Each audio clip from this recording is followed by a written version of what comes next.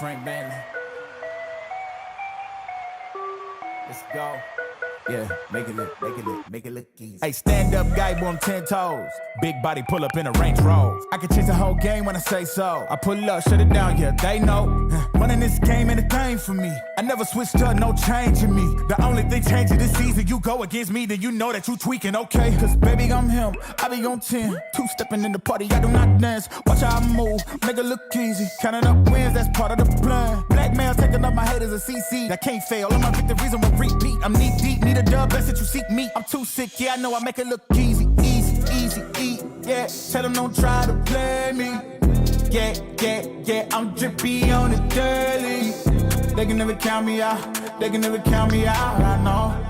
They can never count me out, I know I make it look easy. Make it look easy. I know make it look easy. Make it look easy. I know I make it look easy. Too smooth, I make it look easy. I know we make it look easy. Make it look. I know love, shooting my shot, better play up. Make it look easy, that's a layup. Bad man. Why they wanna be like me, a sad man? Too wavy, swallow your pride. All of my guys, call them, they slide. They will oblige. Called them, I told them, you playing with me. Now look, all of them starting to riot. Whoa, When I'm in your city, it's magic. When I'm all in my bag, it gets tragic. When I see what I want, gotta have it. I can't let up, they made me a savage. I can't slow down my foot on the gas, yeah. Going way up from where I was last year. I'ma make it look easy, that's it. I know God got me, he got my back. These blessings falling in my lap. I came up, give it all I had. Rep my city, put them on my back. Hit my shots, I don't miss those. Straight up, I'ma let them know I don't fold. Make it look easy and they know. There's only one way for us to go. Can't hold me back, I'm going way up. Tell them they can never play us, no. Ain't no stopping me now, no. Ain't no stopping me now, no. Ain't no stopping me now, no. Yeah, stayed in my lane when they got it, I make it. I know that they mad when I swerve out the lot. Thick in the plot, they did not get the picture when I said I don't fit in a box. Taking they shots, and they know that I ain't missing, and it's up if they hand me the rock. I feel like a Rubik's, cause they confused with how I line it up, I spin in the block. Hey, too easy, get your weight up when you see me. I'm a threat, please don't give me a reason. I'm a vet, yeah, I see through your decency. When I'm done, they gon' pick up the pieces. And you know we ain't losing this season. It's the reason why they hating on me, cause you know that I'ma make it look easy. Ain't no stopping me now, no.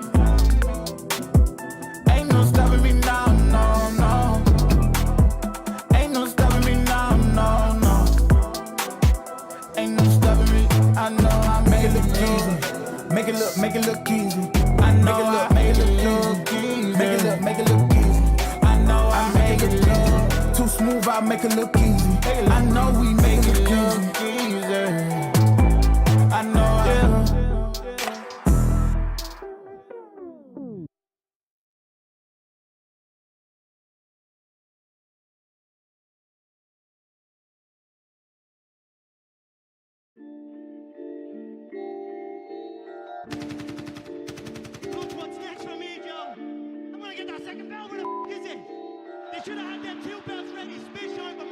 Yeah, head up in the clouds, dog, they saying I look stressed.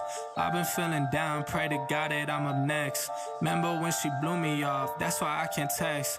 Now she call me petty, but I swear I can't forget. This ain't a test, now they saying that I ball like Jerry West. Coming back for what is mine, can't take no less. I said go and take a shot, so I need your best. And stop the threats, so nobody's into me. I don't got time, I'm not giving the energy. Too many people around me, I'm finicky. I do not mess with you, dog, you're not kidding me. You don't got way too close. I been up at the top now, so they all wait for the landslide. I seen too many people that switched up, whose man's high. Through it all, I stay the same, I swear to God, I can't lie.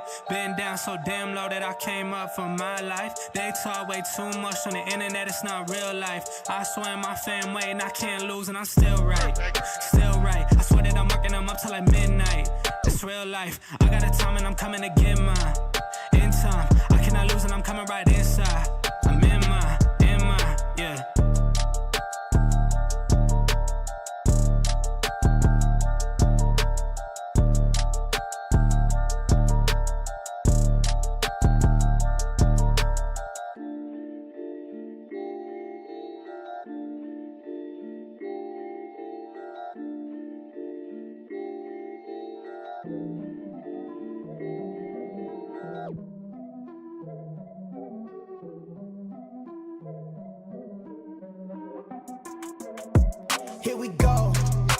top of the class on a roll.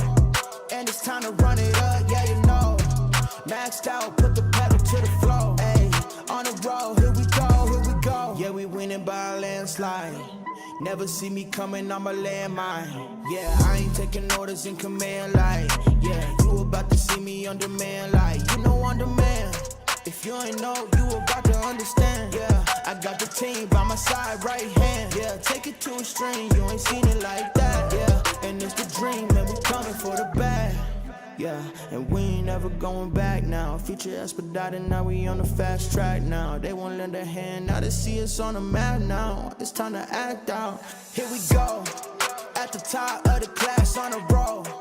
And it's time to run it up, yeah, you know. Maxed out, put the pedal to the floor. Hey, on the road, here we go. Yeah, at the top of the class on a roll. Hey, and it's time to run it up, yeah, you know. Yeah, maxed out, put the pedal to the floor. Yeah, on the road, here we go.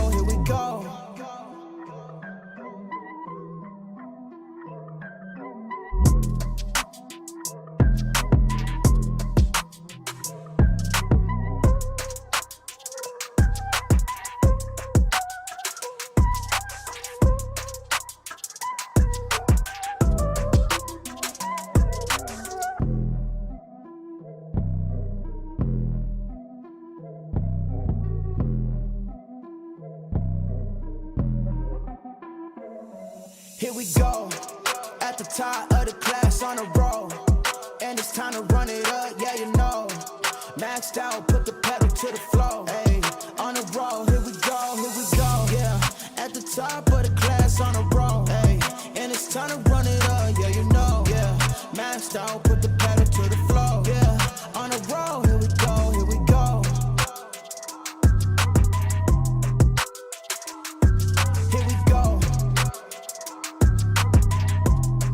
On the road, here we go.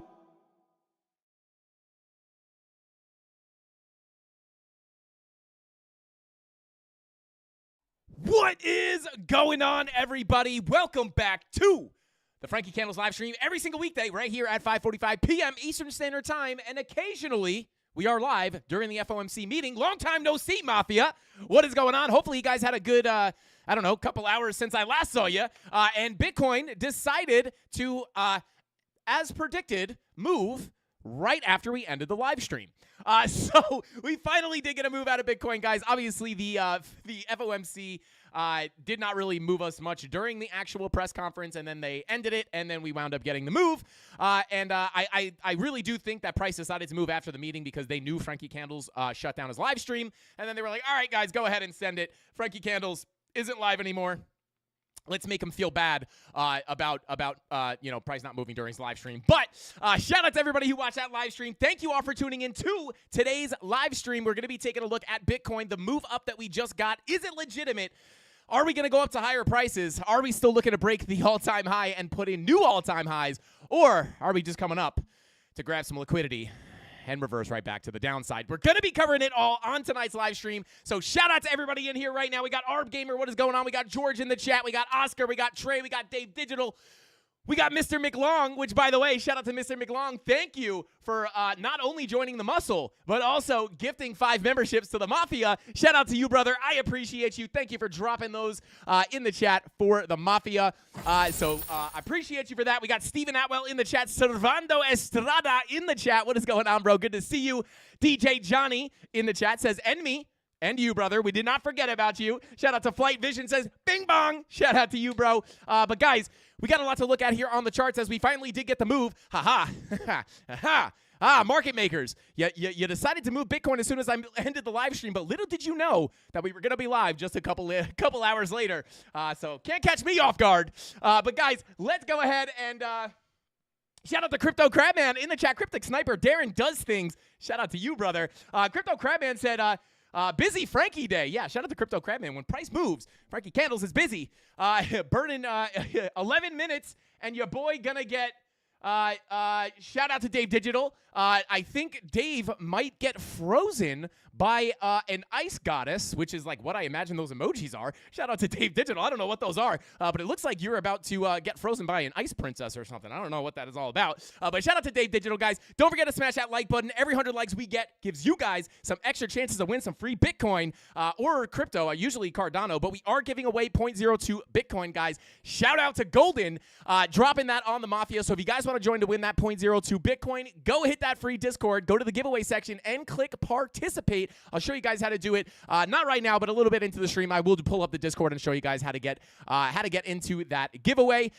Shout out to Tony D. I actually have a question. I have a few people. I saw a couple people in chat saying that they tried to get into the giveaway, but it said it wouldn't let them. I have a feeling that they are.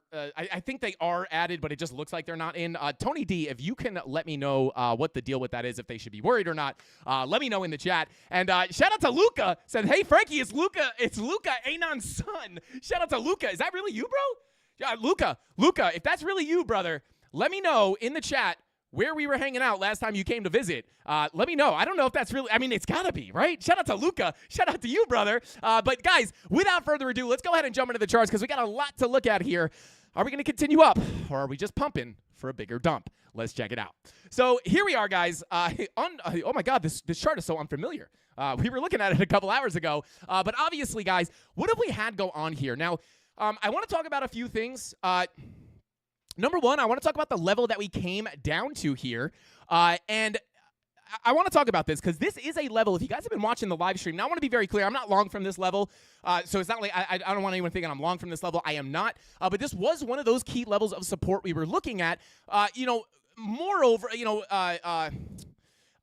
more we were looking at 62K, kind of where these candles actually wound up closing here on the 4-hour, between like 61.8 and 62K. But we did slip that level to come tap this POC, and I want to talk about this, guys, because we've been talking about these POCs a lot recently, and how when you break down out of a range, a lot of times what you will do is go down and test that POC before getting a bigger move up, which may or may not be the case that we're in right now, but we got a lot to cover. Shout out to Tony D. Thank you for the super chat, bro. Said, if you cannot enter the giveaway, it means you are not verified.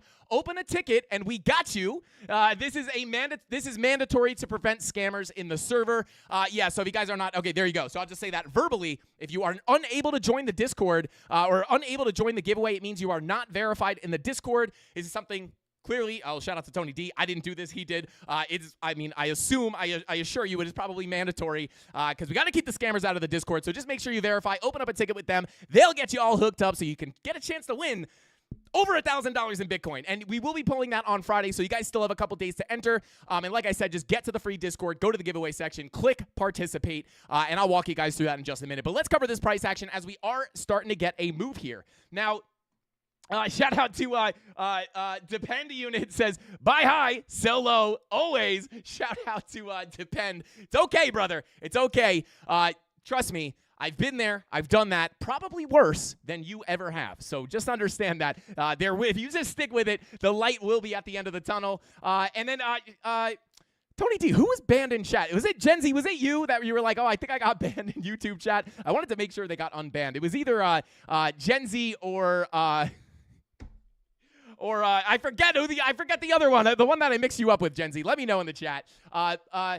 Oh, let's go. Shout out to Luca, actually in the chat. Luca, what is going on, guys? Shout out Luca in the chat. What's going on, brother? Good to see you in here. And I like your avatar there. It's green. Easy to see, bro. Thank you for tuning in. And I miss you, brother. We got to hang out soon. But anyway, let's go ahead and jump in here, guys. Obviously, we did get this push to the downside where we did actually have some key levels of support. Now, I did not take a long down here for some specific reasons, right? Now, obviously, we could have taken a long here and caught this move and made some money, absolutely. But again, it is not about catching every single move, guys. If you try to catch every single move, you are going to force trades, and you are inevitably going to eat your account away. So, basically, the only reason I didn't, or the reason I was not really looking to take a long here, I actually did take a long here, a little bit of a scalp long. But the reason I did not long here was because of the way that money flow looked. Now, obviously, yesterday on the live stream, we were looking at the possibility of getting a bounce to the upside, but because of the money flow, on the 4-hour, right, crossing over into the red. Now we are coming up just a little bit, but we can potentially still see this come deeper into the red. But the 5-hour money flow is starting to cross over into the red. Your 6-hour money flow is also, I mean, it's coming up a little bit locally here, but it is generally trending to the downside. 8-hour telling the exact same story here. So this is kind of the reason why I wasn't really looking at this as a super, super strong level. Well, we were looking at it as a strong level, but the reason I did not long this, as you guys know, we are level-to-level traders, and I wish I had the old chart up here, but I cleaned up the chart. I deleted all the old TA. Actually, yeah, I probably don't have them here. Basically, what we were looking at here was obviously not only do we have the POC of this range sitting at about $61,100 this is the POC of the higher time frame range pulled from up here. However, we came down to tap that, but we also had this kind of local point of control sitting here closer to about $62,000 even, and you can see that's basically where we were holding support right here. So you guys will remember if you've been watching the stream for a while, we did have a blue box down here letting us know that that was support, and I was initially very interested in longing this level, but again, because of the way money flow looked, I mean, I could have still taken a scalp long off this and kind of monitored a little bit better, but I am already holding scalp longs I'm already holding swing longs from much, much lower. I'll pull up that trade in a second. I mean, it's a trade I've shown many times, but didn't take the long here, getting the big bounce, and the question is, are we going to get a rejection here, or are we going to continue up to the value area high and break these all-time highs? Now, I will be honest with you guys. Still looking at the money flow, things are still somewhat not confusing, but things are still somewhat not just blindly bullish, right? And we talk about this every single day. You know, all throughout this move up, it's just been like long the dip, look for a new high. Long the dip, look for a new high. And it's basically just been like long, shut your eyes and hold on to the rocket ship. But as we started to kind of wiggle around up here, putting these 4-hour bearish divergences in with our higher highs and our lower highs with the money flow coming out, we knew if that money flow crossed over into the red, we would likely see a sustained downtrend. So that was kind of warning sign number one, making us look for lower prices, and that money flow crossover was the reason I did not long that level. Now, are we still likely to reject? I will say, you know, not much has changed here. Just because we got a strong bounce today, it's not like all of these indicators are flipping back to like extremely bullish or anything like that. Actually, what we can do is pull up exo charts really quickly here, and let me go ahead and make this somewhat legible. But what we could do here is, you know, you could see there was and this is the 5-minute. Let's pull up the 15-minute real quick. You guys can see here. And now, if you do not know, yeah, exactly. Man Bear Pig said, indicators could not predict dovish Jerome Powell's speech today. However, I believe they will be hawkish next meeting. So anticipation for that dump it. Shout out to Man Bear Pig. Yes, indicators are not going to be able to predict stuff like that. However, you can see here we did actually get, you know, some kind of significant liquidations to come in. You can see the drop in open interest here. And then if we pull up the net shorts, you can kind of see that they were trending down just a bit here on that move to the upside. You could also see these wrecked bubbles, these green bubbles, letting you know that there were short liquidations occurring. I wouldn't really say, like, it's not like we saw this gigantic liquidation event. I don't really know if that's what that's calling for. But you know, with that being said, I am still going to be looking for a potential lower high here. Now, it doesn't mean that we can't break the all-time high and come up to new prices. But, you know, I am still going to be very, very cautious around specifically this golden pocket right here, sitting between about 69,329 and 68,832. And then we also have our 786 in beautiful confluence with our 786 Fibonacci retracement level. Let me go ahead and make this purple for resistance. Go ahead and extend this, turn this purple for resistance. So I am still going to be very, very careful around these levels, guys. And to be quite honest with you, at this point, if we do continue up, you know, and we get above this golden pocket, really the invalidation here for...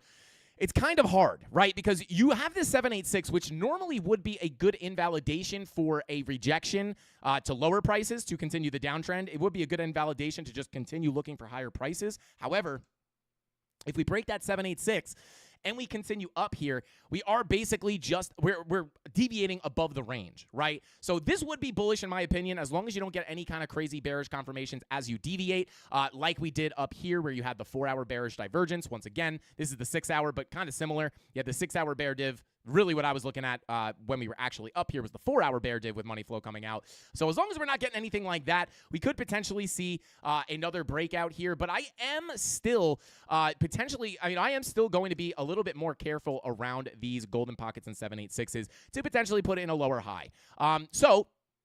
Other than that, levels basically remain the same, guys. I mean, obviously, it hasn't been that long since we talked last, only a couple of hours. But, if we continue up, like I said, I was waiting for higher to look for an actual short position. And that level is sitting right here at about 69K.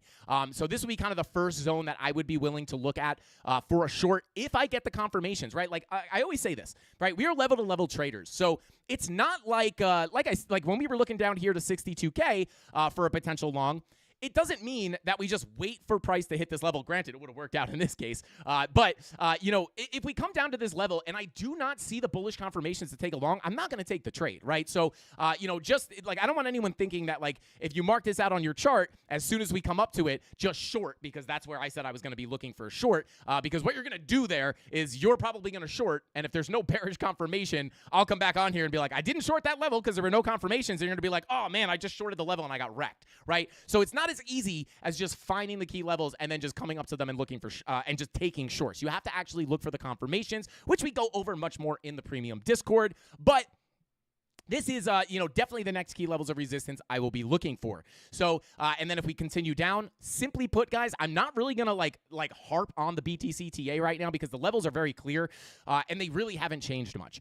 So if we do wind up coming back down, we could just use this volume profile as context of what to expect on the way down, right? Maybe you come back down, get stuck under the value area high. You would look to go to the POC and the value area low. And then we know that this $59,000 wick down here is kind of our last resort. Really, our last resort of support here is $57,000.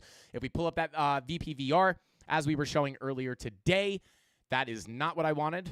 That is the RSI. But if we take a look at the visible range volume profile, you can see that last little line of defense before this massive gap down to about 51K, 52K. That $57,000 high volume node is the last kind of line of defense. So if we do wind up coming back down, you could use this as your context on the way down. And then once you start deviating below your range, this is where you're hoping for acceptance back into the range and a move to the high. But if you don't get it and you lose $57,000, that's where I'd look for the bigger move down to about 51 to 52K. So keep that in mind. But because we're getting a little bit of a local pump, and here's the thing, guys, right? Like, I know a lot of people are saying, like, are we just back to, mega bullish now? We could potentially turn back into mega bullish, but I'm not there just yet. For me, for what I look for, I'm not there just yet. I'm not ready to just be calling for higher prices immediately. But I'm always open-minded to both sides, right?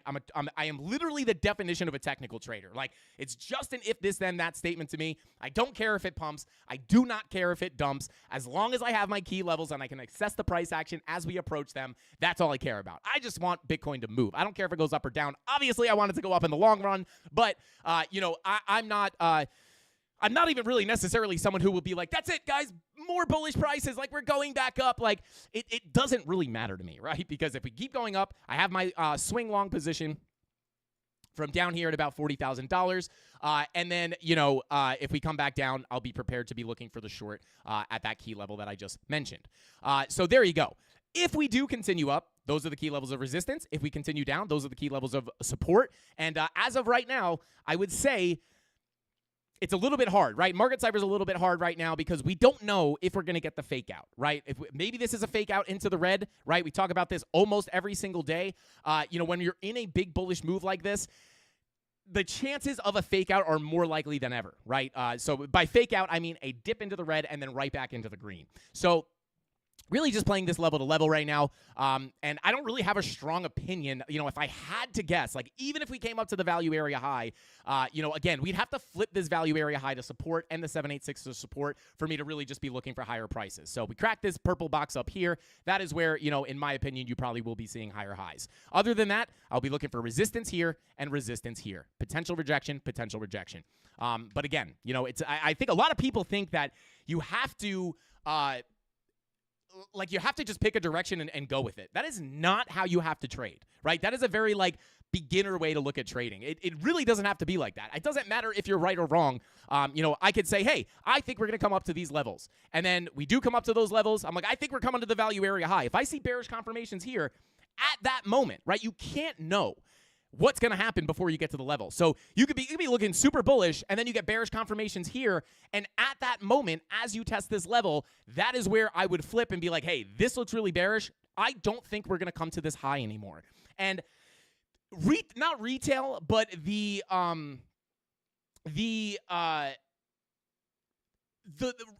beginner traders, right? People who have not been doing this for a long time, they'll think that like they catch you, right? They'll be like, oh, you said it was going up yesterday. Now you're saying it's going down. So I say this every day. Absolutely, that is what I'm saying. 100% that is what I'm saying. That is how it works, right? That is how the market moves. That's how you make money trading. You have to have an idea of how you can make money no matter what happens, right? That's why I say we're level-to-level traders. So and if you are watching somebody, or you even have friends or anybody who says like, oh, well, you're just saying it could go up or down, and you want to be a trader, then just discredit their, disregard their comments, right? Because they just don't understand.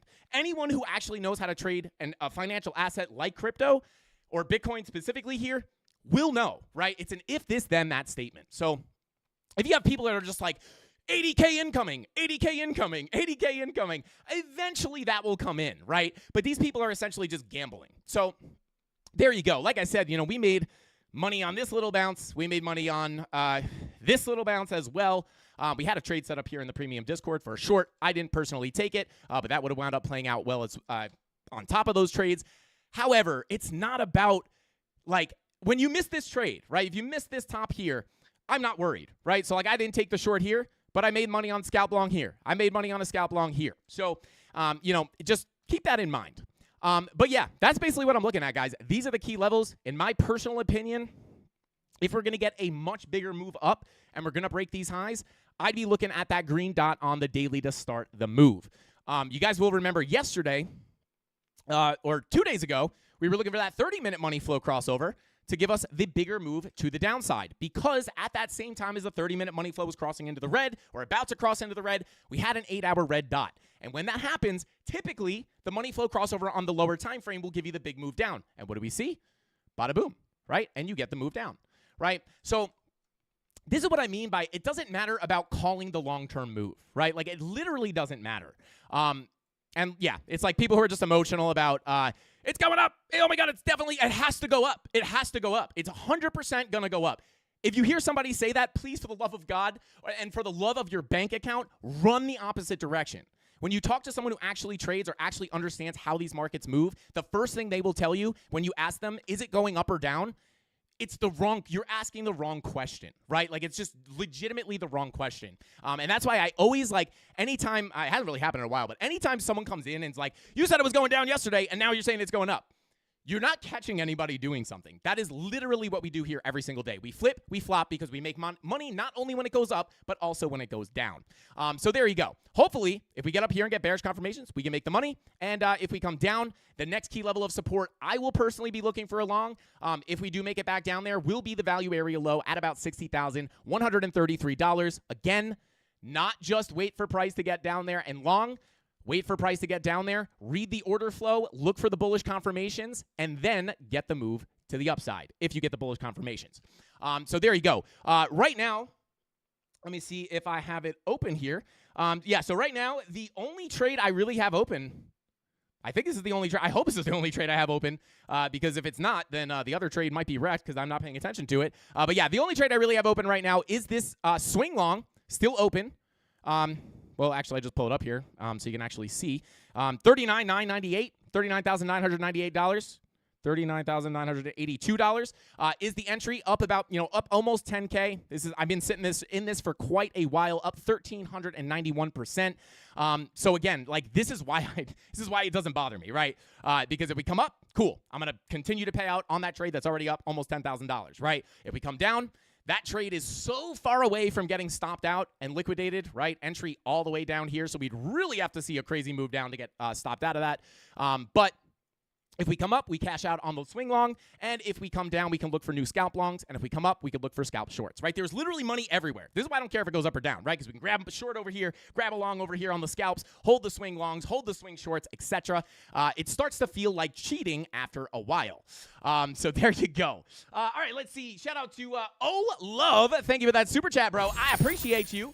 He says, hey, Frankie, can we take a look at XTZ? Yes, I can write that down real quick. Let me mark it. XTZ. Bada boom. Let's see. Let's see.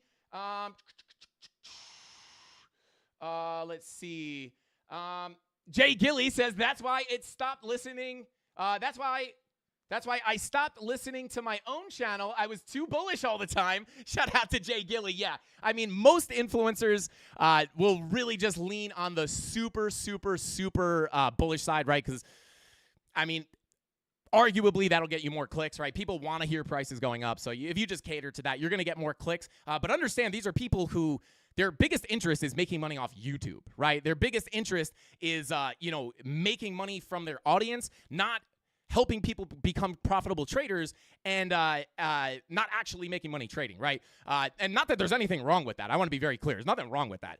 But I don't know. It is what it is. But let's see. Hazard Shot says, Anton, why are you in a TA channel trying to convert people? What are you trying to convert people to? Anton, what are you let's see. Where is it? I might not be able to find it. What is he trying to convert people to? Have you heard about our Lord and Savior, Frankie Candles? Here we go.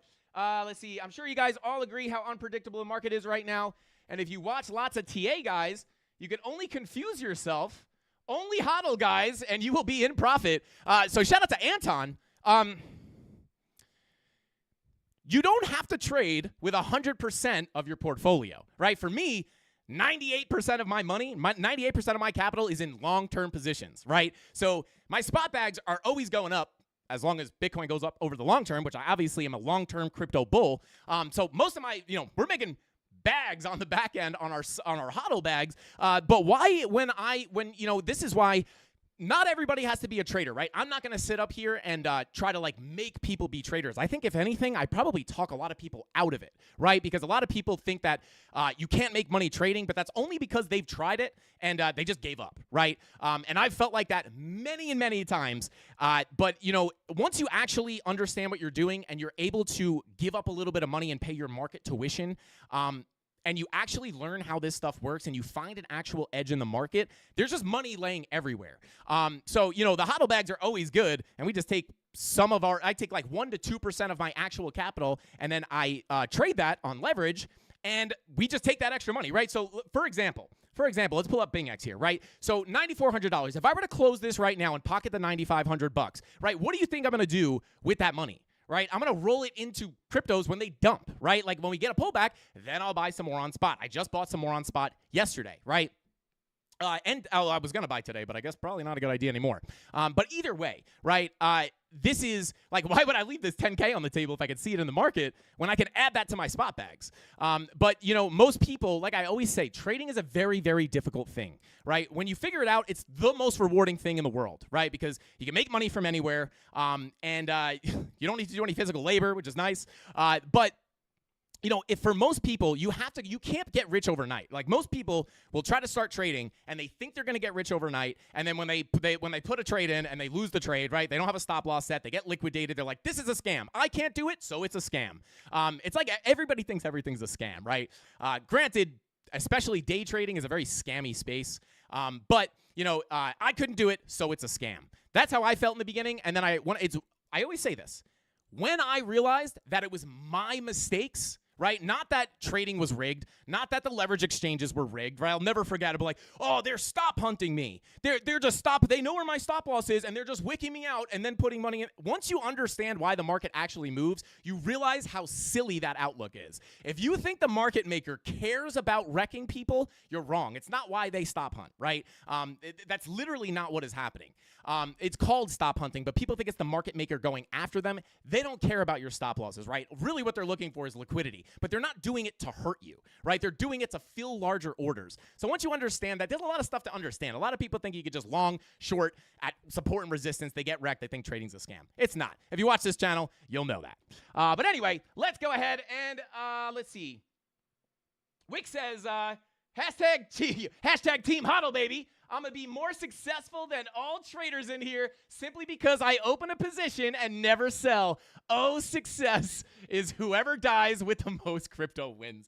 Yeah, that's the other trick too. You hold your hodl bags, you still have to sell them, which is very difficult to do because likely at the top, right?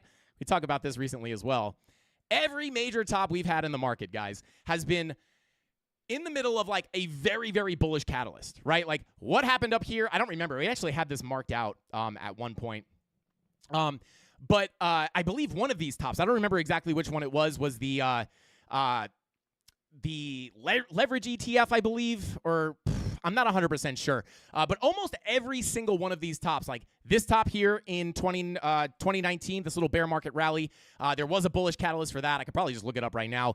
Both of these tops had bullish catalysts. It's like, and then what happened, right? At that time, we were coming up on the Bitcoin spot ETF approval. We got the move up. Everybody thought we were going to break out. Everyone was screaming, how could you be bearish? How could you be bearish? We were saying you can get a sick rejection because not only is there a massive bearish divergence here on the daily with money flow coming out, but you also have that major bullish catalyst, everyone calling for higher prices. So simply, more often than not, if you just fade what everybody else is saying, oh my God, all-time highs, usually you're going to dump, right? And it doesn't mean you're going to zero, right? This was, this was just like a 20% correction before coming up higher. But, typically when you hear everybody screaming at the rooftops, load up your bags, we're going to the moon, typically there is some kind of correction. Now, to a normal investor, this dump doesn't mean anything. For my hodl bags, I don't care about this dump, right? I'm holding my hodl bags through this. I'm holding my hodl bags through like basically any dump right now. But, as a trader, this is why I enjoy trading. Because there's opportunity everywhere. So, as you hold your spot bags, you could catch those shorts, right? I mean, heck, you can go down to the 1 minute and catch a short here, Now, I'm not saying those are legitimate, good setups to take, I'm not saying they would have been good setups to take, but, many a times, you could just come, there's opportunity everywhere, right? So this is what I tell people. My long-term crypto bags are my investment. That's my passive income, right? Trading is my earned income. That is my my effort required income. This is like because that's why I like to tell people, because trading is not a lay on a beach, hit buy, make a ton of money, hit sell, make a ton of money, and just like drink pina coladas on the beach all day. It's not like that at all. It's super stressful. It requires a lot of work, right? It requires a lot of analysis. It requires risk management. And on top of that, the hardest part of all is it requires a ton of discipline, which 99% of people won't be able to do because they give up first. So, there you go. This is like a lot of people will work at a day job and then funnel that money into like a 401k or funnel that money into the stock market to gain, interest over time or, profit over time. But for me, I invest long-term and then I full-time trade, and that's my earned income. Trading's my day job. But a lot of people are not in a position to be trading as a day job, especially if you have an actual day job. But anyway, let's continue on. So yeah, if we do get a big move up, guys, and we do go higher, this is green dot on the daily is likely going to be the thing that start that move, in my opinion. Could also be setting up for a little bit of a bearish divergence here on the daily as well if you do make that higher high. But again, if we do wind up getting a push up above these, a push above the all-time high, again, it's going to matter what price action looks like up here. All right, let's see. Let's see. Shout out to Big Rad. He says, that is literally what I do. I love my beach. Wait, you say you lay on the beach and you hit buy and sell and make millions of dollars? Is that what Big Rad, is that what you mean? Let me know in the chat. If it is, send me your strategy, please, for the love of God. And I will code a bot. I will code a bot to trade your strategy. Let's go. Shout out to you, bro. All right, let's see.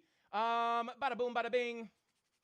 Shout out to Anthony Fonseca, my paisan. He says, just quit my actual day job and trying to make trading my full-time job, few days being off work, and I think I can do it. Even join the premium Discord since I have more time to learn. Shout out to Anthony. Bro, I'm looking forward to seeing you in there. And listen, as long as you don't look at trading as a get-rich-quick scheme, you're going to be able to stick it out, right? It's like, that's why I don't just funnel everybody. Like, guys, I could just run paid ads on my Discord and just get a bunch of random people into my crypto trading Discord, right? I could be like, guys, learn how to day trade crypto, get rich overnight, and then flex with a Rolex and a Lamborghini, and then throw 10K into the ad online and get 1 billion people into my Discord and just grab a bag.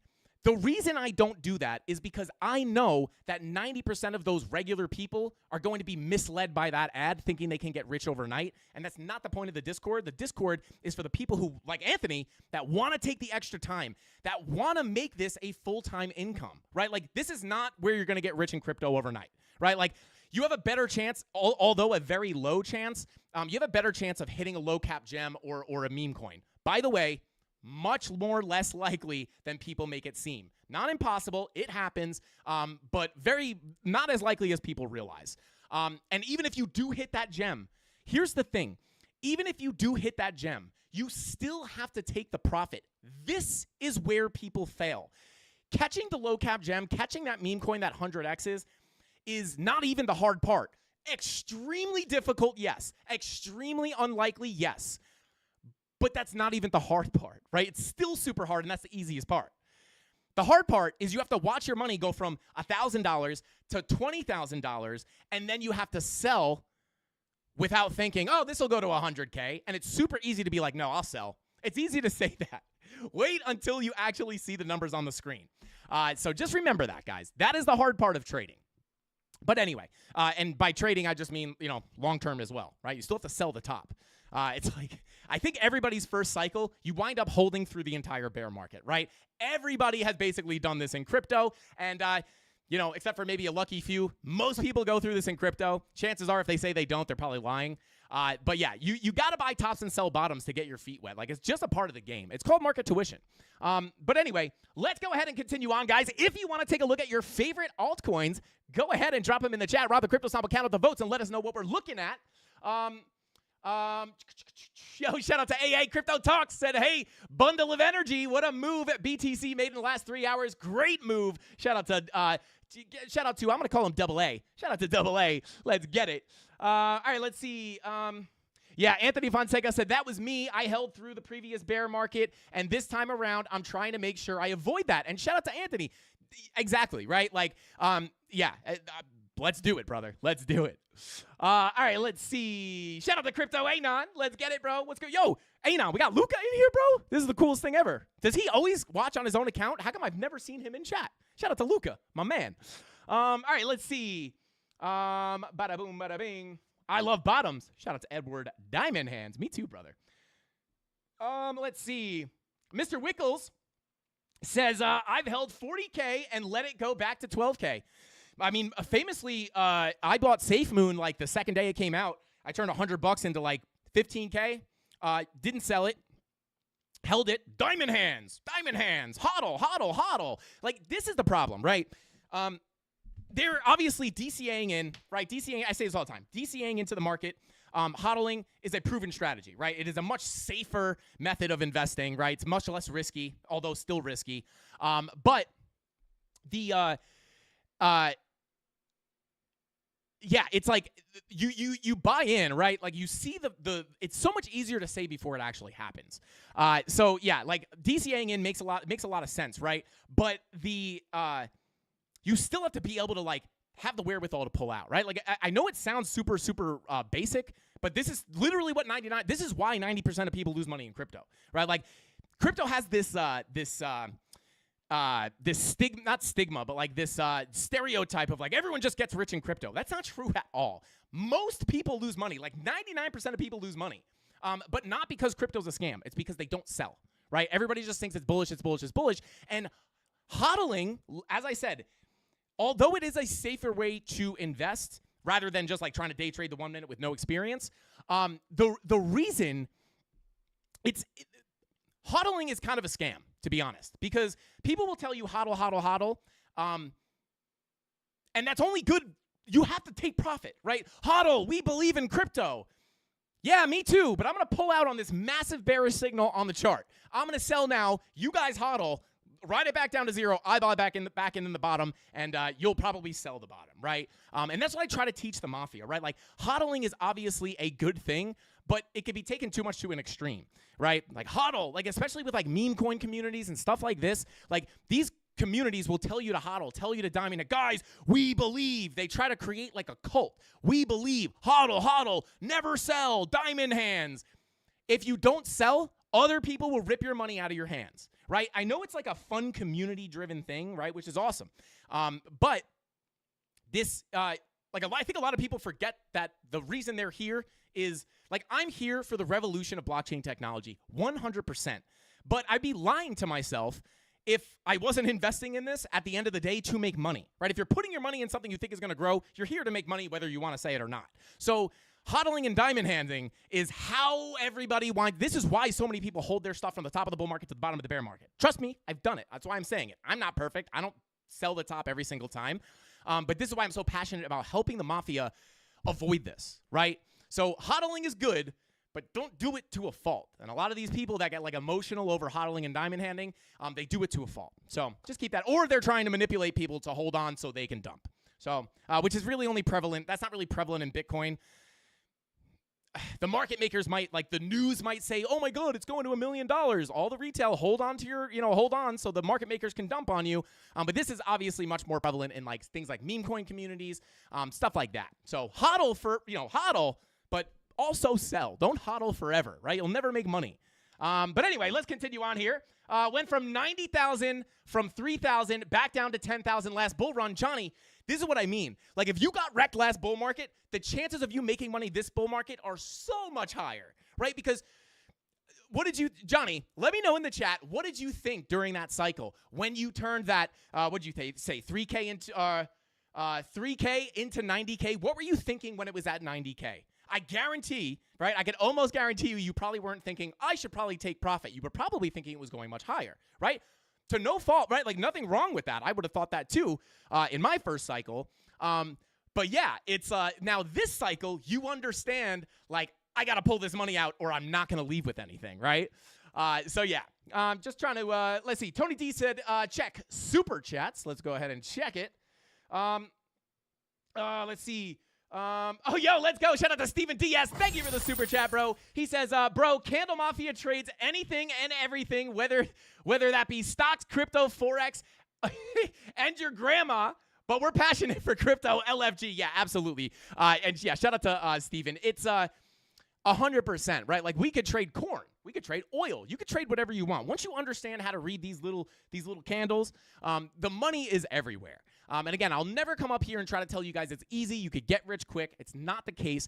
But trust me, like I always say this. Like I just closed a bunch of my longs like right before the dump, right? Like obviously right before the dump. But I just closed a bunch of longs. But like even this one, right? Like this was one of the smaller ones that I'm holding. Like I used to have to work 2 months to make $10,000. Now I just click a button on a screen. Again, it's not that easy to click a button, but with the work, all the years of getting wrecked and not giving up and learning new strategies and finding an actual edge in the market, once you get to a point where you can do this profitably and limit your losses. This is one of the biggest things too. If you limit your losses, you don't necessarily have to have this strategy that hits 100 out of 100 times, right? You can have a strategy that loses a good bit, but as long as your losses are smaller than your wins, you will grow your account over time, adding to that compounding effect of your account, because once you wind up growing your account, each trade you make, you're going to make more profit as long as your account is building, right, or growing.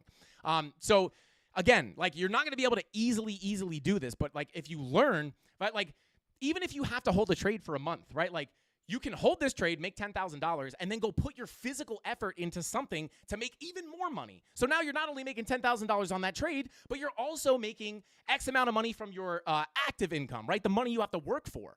So I don't know. It's like one of the most magical things ever. This is why I'm so passionate about this. It's like the coolest thing in the world. And when you start to see trading, when you start to see like results, this is where you start to think like, wow, man, I used to have to do so much to make this much money. And now, although it's still hard work, it's nothing compared. You get to do it on your own time. You get to do it at your own house if you want, right? Like, it's like one of the most, not beneficial, one of the most rewarding, painful journeys you can go through. Trust me, becoming a profitable trader is a painful journey, 100%. If you don't want the pain, I would just invest, right? Just invest and hopefully you sell the top. But if you want to, dig your feet in and really grind and learn this thing, it could be one of the most rewarding things in the world.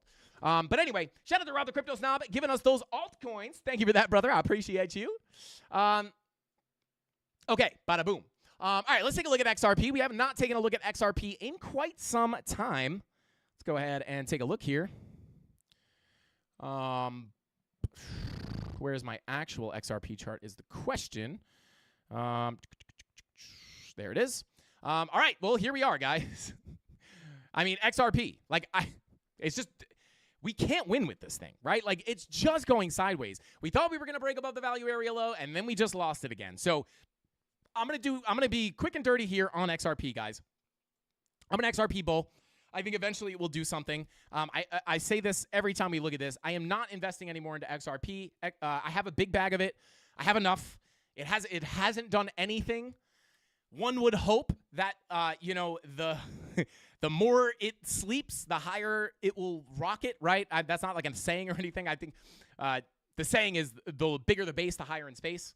But the more this thing goes sideways, you would hope that the explosion will be even bigger. But I worry that a lot of people,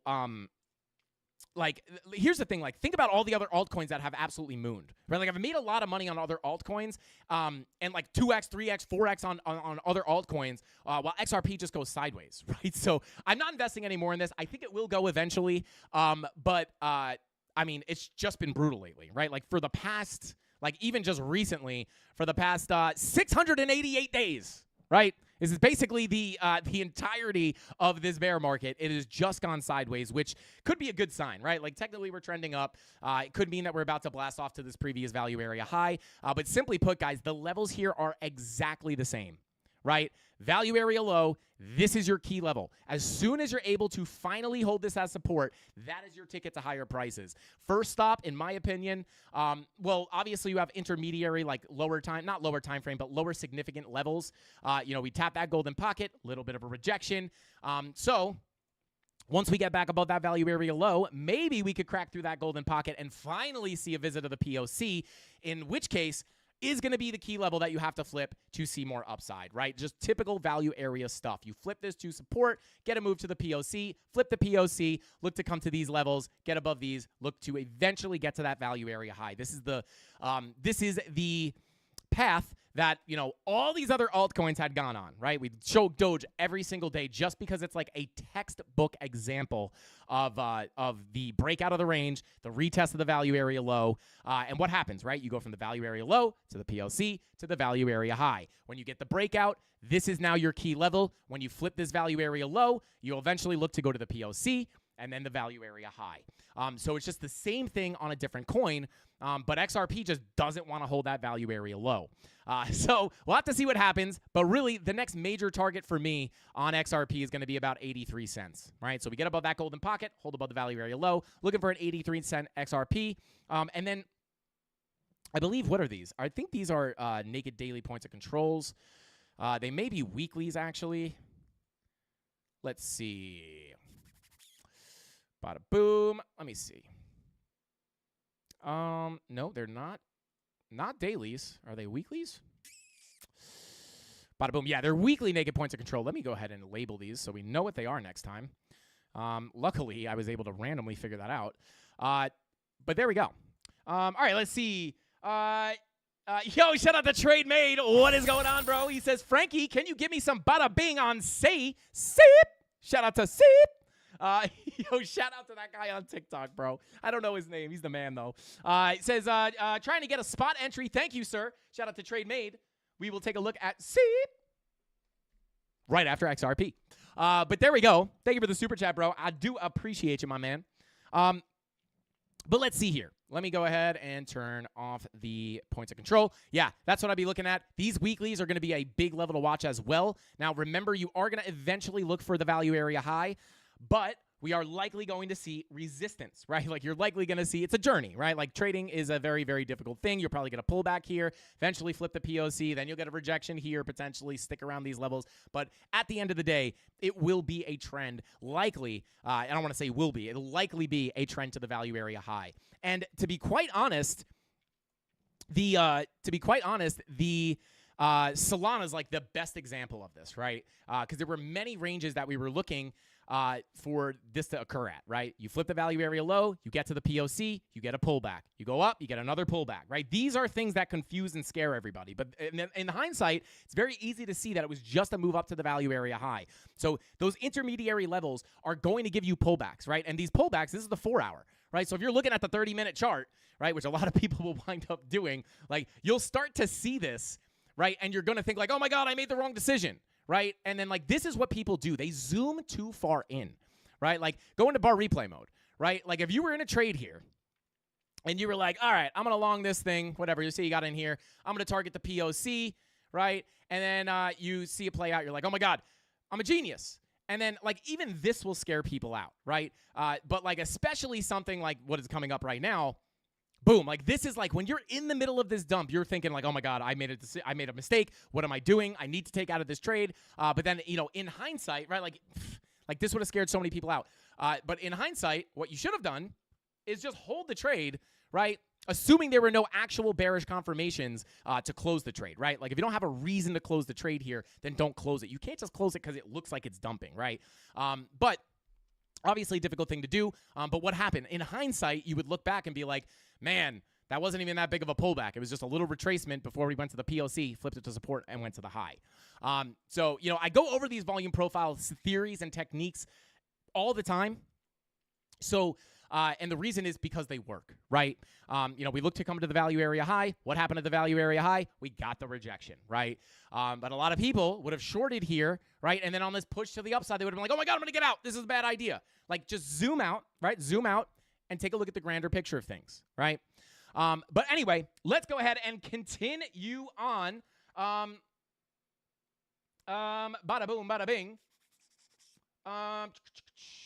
Tony D said, crypto. Good luck with that. I hold cash. Cash is king, not magic internet money. Shout out to Tony D.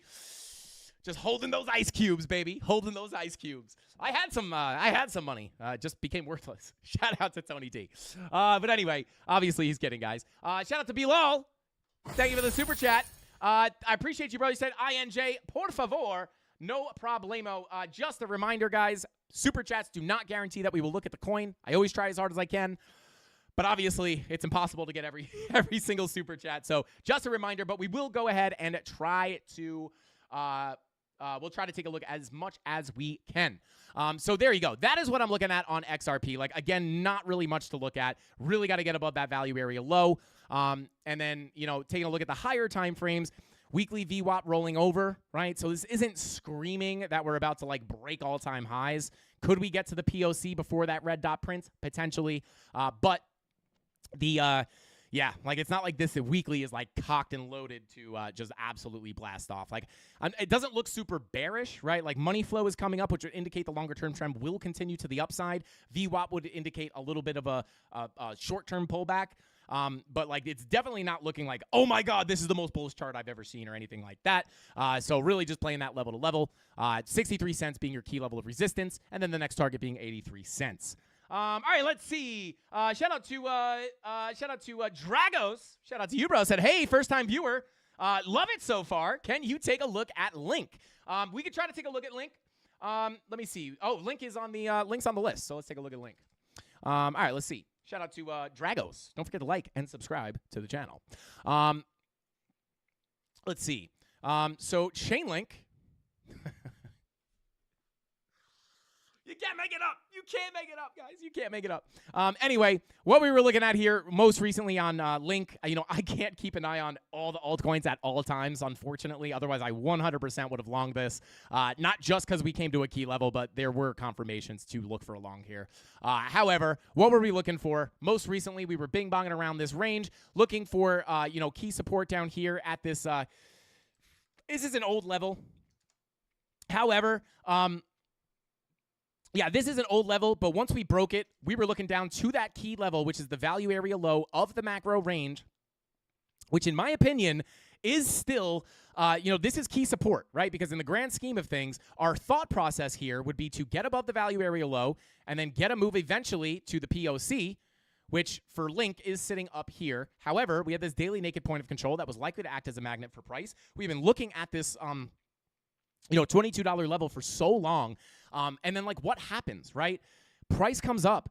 Right, it comes up, it bing bongs around, right? It's like it's super, super like, oh my god, this thing's never gonna hit the target. It's never gonna hit the target. Oh my god, and then eventually you do wind up hitting that target, right? It never went to zero. It never dumped. This is all like short-term noise, right? But you did hit that level, and then this was where we were looking for the bigger correction, and we did wind up coming down to that key level of support, right? The value area low of the range, because although we have these intermediary levels, the longer-term outlook is to go from the value area low to the POC to the value area high. It will take time, but as we were saying the other day, maybe it was 2 days ago, maybe, or maybe even yesterday.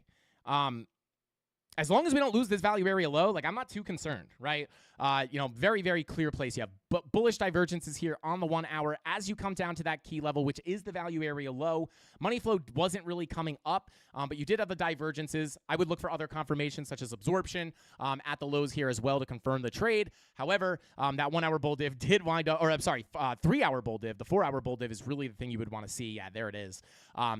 Indicating some kind of a move to the upside. Money flow still doesn't look absolutely beautiful, but it did give you that little bounce, right? And you can make plenty of money on a 12% bounce to the upside on an altcoin. So there you go. That is key levels still value area low here. If we do break down again, obviously we were talking about this I think yesterday. We were talking about how you can just look down at this value area below as your context, right? So like if we break down below, you're going to be looking where are you going to be looking next for your support, right? Simply put, your value area high. And why is this nice? Because if you do come down here and you do not get a significant bounce, you could look for acceptance back into the range, and now you know that the next likely place for price to go is going to be the POC and the value area low. Remember, if you are new here, when we trade these volume profiles, the way we trade them, like this is a perfect example. You look for longs at the lows and on the deviations from the low, right? This is not the time to be getting bearish. This is the time to be starting to look for longs, right? If you're looking at a volume profile. So you look for longs as you deviate below the lows, shorts as you deviate above the highs, right? This is how they behave. You look for the longs at the highs, longs at the high of the range, shorts at the highs, longs at the lows, obviously. But yeah, this is how, once you get back into this value area and you get accepted back into the range, the next likely place for price to go is the POC and the value area high. This happens time and time again. It's a huge part of my trading strategy, and it's extremely reliable, not only for predicting the longer-term moves on Bitcoin or any crypto or any asset in general, but also for day trading, scalping, anything you look at. You could be on the 1 minute, you could pull those local ranges and do the exact same thing. So with that being said, not only does it do that, it also gives you context into the market, right? So again, you come down here, you're looking for support on the value area high, you break down back down below, you know that it's more likely to go from the high to the POC to the low. And then you know you can, again, look for longs down at the low to go back to the high. Shout out to Bilal. Thank you for the super chat, bro. The extra saucy super chat. He says, so I have to bribe you to do INJ? Bilal, you did not have to do that, bro.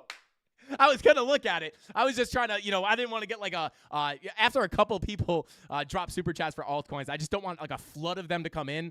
And then, I obviously can't look at all of them and then everybody gets upset. But shout out to Bilal. Now we got to look at INJ. I'm kidding. If you send me a $50 super chat, it does not mean I will look at your coin.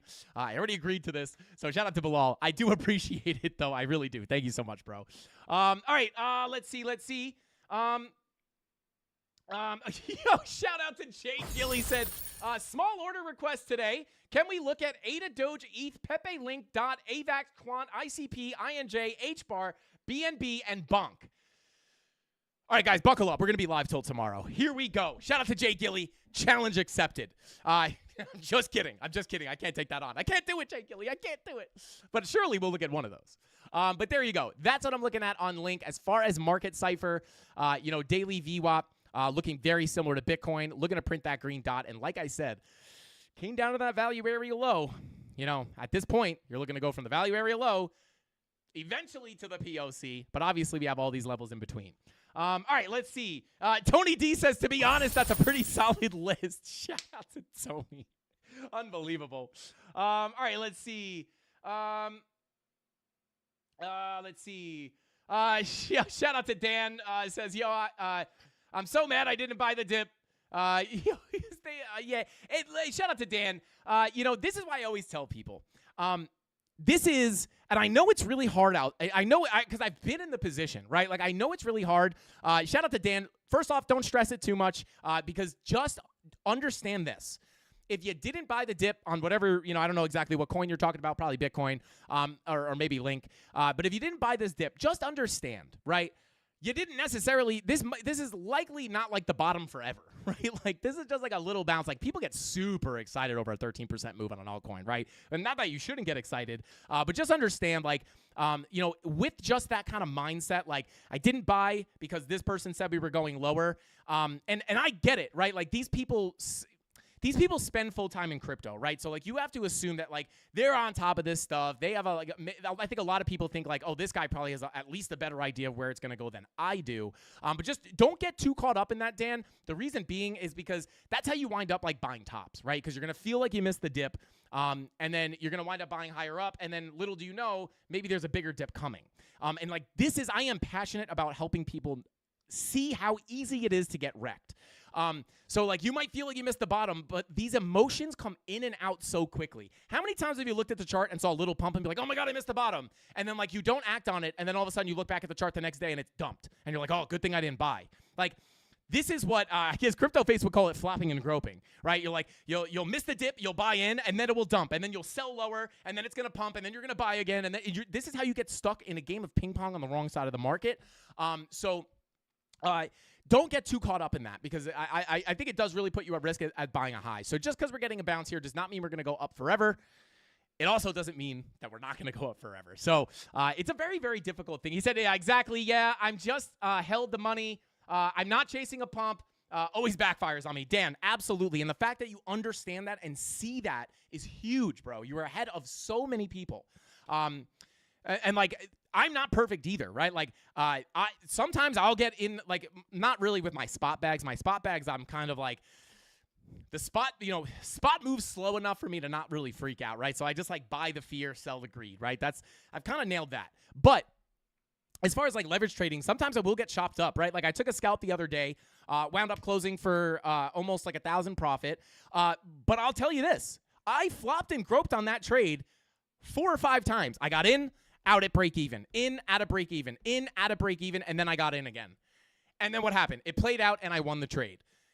I flopped and groped, right? Like, I got eaten up on fees a little bit. Obviously not $1,000 in fees, so I wound up in profit. But like, this is things that an experienced trader experience. I experienced this too, right? Very rarely do I act on it. But it happens, right? But the thing is, I limit my risk, right? So, like, if I keep getting stopped out, I'm getting stopped out for very small losses. All I need is one win, and it covers my losses plus some. But I flop and grope sometimes too, guys, right? Like, I'm not perfect. I was with Mrs. Candles, and she was talking to me, and I was just like, she's talking to me. I'm trying to read the order flow, and I'm like, yeah, this is a long. And then it dipped pretty hard. And I'm looking at the order flow. I'm not seeing liquidations. And I'm like, why is this thing dumping? Oh, my God, did I just make the wrong decision? Let me close it. I'm going to close it at a small loss. No big deal. And then, like, I'm looking, and I'm like, no, it's a long. It's a long. I went long. I think I opened and closed the trade 3 times, and then eventually just opened it and held it with a lower stop loss. Taking a little bit more of a risk, still limiting it pretty well, though. And then it just wound up playing out, and I won the trade. But, yeah, this is something that is not going to go away in a day. It's not going to go away in a month. It's not going to go away in a year.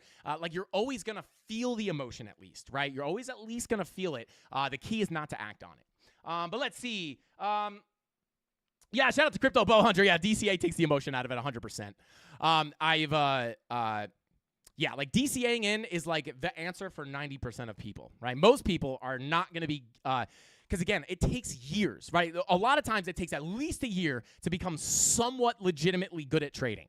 But that's not what people want. People want to get rich overnight. But DCAing is like 90%, 90% going to be more successful for 98% of people. All right, so we took a look at XRP. We took a look at Link. We will take a look at ADA and Sol. Let me go ahead and check out SEI real quick. Let's take a quick look at this. Let's see. Bada boom. Get rid of these lines. Is this our current chart here? I guess we could just start a new chart here on SEI. Take a look at the Binance Tether US. Let's go ahead and clear. Whoops, that is not what I wanted. Type something. All right.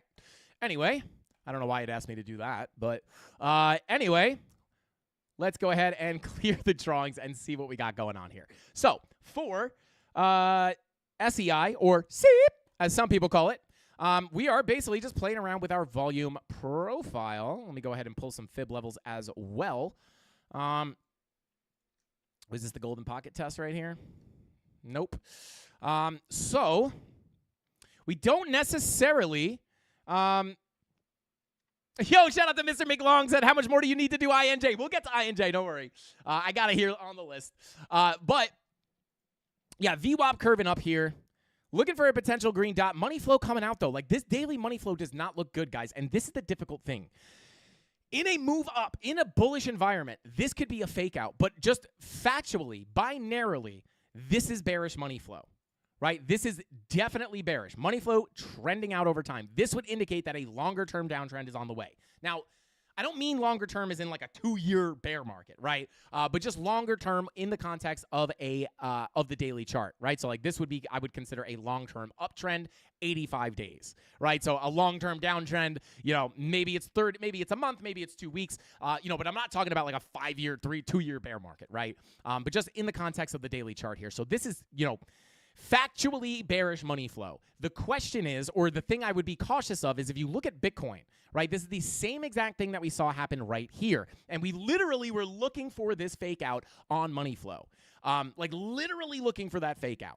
And the reason is because we were in a very, very bullish market. And we were saying, hey, this could very likely be a fake out because we spend more time in the green in a bull market than we do in the red with the money flow. And we even compared it to the past, right? Like right here.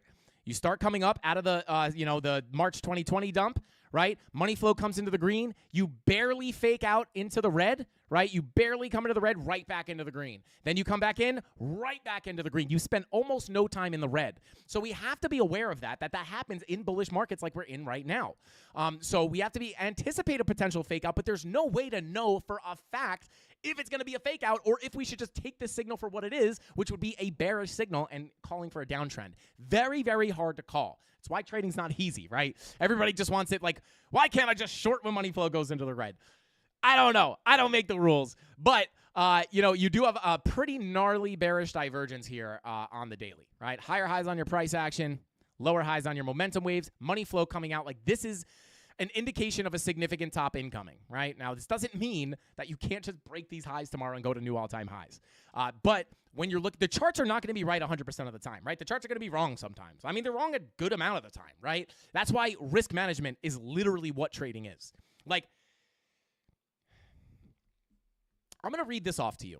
Let me read this off to you really quickly because this will show, this will kind of explain to you, or not explain to you, but this will kind of show, right? Like, let me go ahead and read something off here. Let me pull up my P&L real quick here. I'm not logged into Femex on my desktop, but I have it on my phone here. Now, I'm going to read off some recent trades from, or I'm just going to read off my recent P&L from one of my accounts, right? So I'm going to read off the wins and the losses. And you guys will notice the difference between the losses and the wins. And this is genuinely what will make you win or make money over time, right? So here we go. Starting off, right, $199 loss. $1,086 win. So lose $200 and then make $1,086. So whatever that math is, right? So small loss, big win. $554 win, $217 loss. $110 loss, $786 win. $37 win. That was a stop out of break even. $212 loss. $328 loss. That's 2 loss trades in a row. That's altogether, that's over $500 in losses. The next win, $5,387. $9 loss. $356 loss, right? So that's another 2 trades in a row that I lost, right? Does that make you a bad trader? Absolutely not. Does it mean you're losing your whole account? Absolutely not. Next win, $2,000, $1,974, right?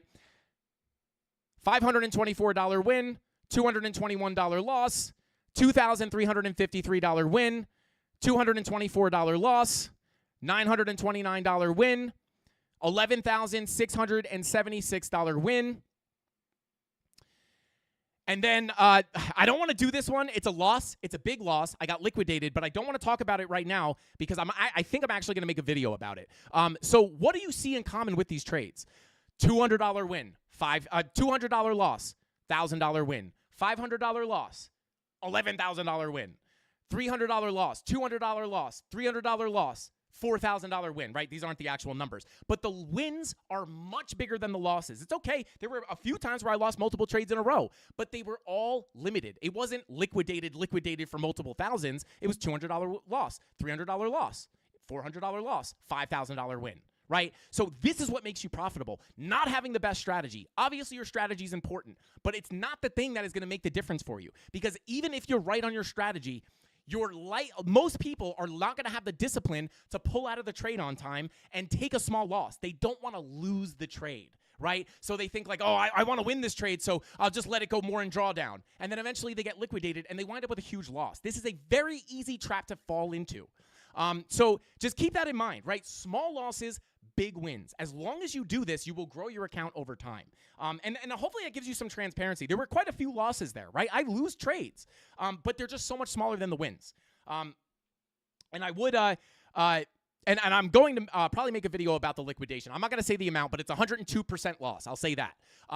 And the reason that I got liquidated that day is not because I got stop hunted or it was exchange scammed me or the market scammed me or the market maker got me. The reason I lost, guys, was simply because I was distracted. I got into the trade. I fell asleep early. I was watching a movie with Mrs. Candles. I actually didn't feel good, but that's my fault still. Just because I didn't feel good and I fell asleep does not make it someone else's fault. It was my fault. I got into the trade. I walked away from the computer. I forgot the stop loss. I fell asleep. I woke up to a couple $1,000s in the hole, right? But again, all those big wins that I had before that still cover me when I once in a while make a legitimate mistake and get wrecked. And I will never come up here and not share my mistakes. I'm not only showing the wins, right? I want to share my losses too because that's the reality of trading.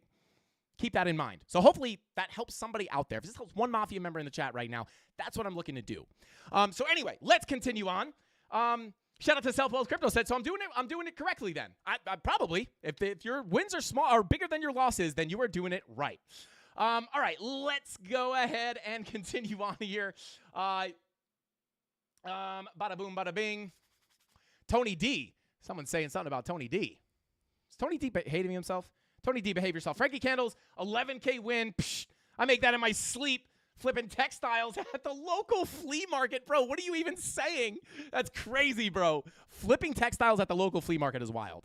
Anyway, back to the charts, guys. I know we've kind of been going on rants here lately about like risk management and mentality and trading discipline and trading psychology because it's not the sexy stuff, guys, but this is the stuff that makes you money. So anyway, the bearish divergences with the money flow coming out are just the tip of the iceberg, right? But anyway, this would be, in my opinion, from a technical standpoint, a very, very bearish look, especially with your money flow coming out as well.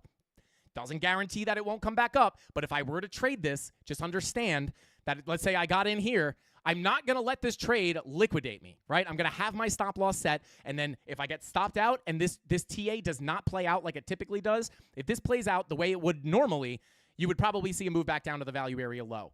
We can't guarantee that's the case, but more often than not, that is what happens. If I get stopped out, it will be, what, $200 loss, right? And then, one of the other 10 trades that I take, one of them hits, make a few grand, and then it covers the losses.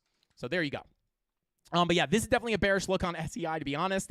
But your VWAP on the daily is coming up, right? So take that for what it's worth. I wouldn't necessarily expect it to insta-dump here, but if this money flow crosses into the red, I would expect to move back to the downside, and your key levels of support locally are going to be your value area high coming in at 84, coming in at, 84, almost 85 cents. POC coming in at 72 cents. And then your value area low at 59 cents. This is the level. These are the levels I would be looking at. See if we can get some confluence here. Yeah. Depending on what the chart looks like at the time, could potentially look for a long at this value area low. But again, it's going to depend on what price looks like right? Even this golden pocket. You could bounce off the golden pocket. You could bounce off the 786. But if money flow is still coming out, what I would anticipate is a lackluster bounce before putting in a lower high and continuing to the downside. Now, if price comes back, if price, holds support up here and breaks the highs, and then your money flow comes back up, well, then we have that situation we just went over, which was a fake out on the money flow. It's impossible to predict, right? But again, this is I really want to hammer this home. You might think to yourself, well, Frankie, if we can't figure out, that's the key, right? You might think to yourself, well, the charts don't play out all the time, so why even pay attention? If this looks bearish and it's not guaranteed to be bearish, why would you even look at the charts if it's not 100% going to be right? Because you can limit your losses, right? That's the key. Why is trading not gambling? Simply put, bankroll management. You can limit your losses. That's why it's not gambling. Because you could turn it into gambling. Trading without a stop loss is gambling. You're just betting on a direction and hoping it goes that way, and if it doesn't go your way, you lose all your money. That's gambling. Managing your risk is what turns trading from gambling into a legitimate, consistent source of income. So there you go. You're going to take losses no matter what, right? We just ran through a lot of them. But anyway, let's go ahead and continue on here. Let's see. Oh, wait, shout out to Georgios. Said, yesterday you said we were going down, lol. Go to the beginning of the stream, brother. Shout out to you. I appreciate you for being here. Go to the beginning of the stream. Exactly. Yes, we did say we were going down. 100%. Absolutely. We said we were going down. We could still go down, right? Because if you, again, just to explain this, right, it's going to be really hard in the bull market as all the new people come in. Yes. What was our target? We're looking for a bigger move down, right?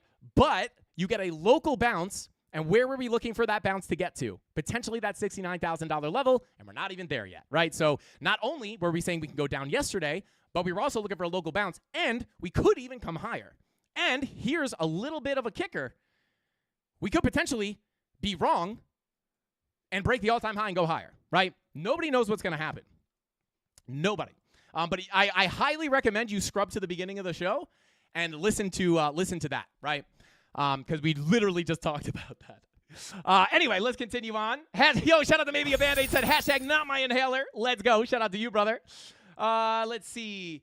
Okay, let's go ahead and continue on. Let's go ahead and take a look. Shout out to Golden for gifting those 50 Frankie Candles memberships. Let's go. Shout out to Georgios. You just got a membership, bro. Let's get it. Welcome to the Mafia. Let's go. Frankie V123. Oh, no. My 123rd clone version is in the chat, guys. This is not good. Oh, boy. Shout out to Golden, bro. Drop those golden emojis if you just got a membership. Shout out to Golden, bro. You are absolutely insane. Just coming in here out of left field, dropping those memberships. Unbelievable. We love you, brother. Let's go. Let's see. Big TC could go up, could go down. Buying Solana meme coins 4 hours after release. That's definitely going to go down. Shout out to Crypto Crab, man. All right, let's go ahead and continue on here, guys, and take a look at our next altcoin. We took a look at XRP. We took a look at Link.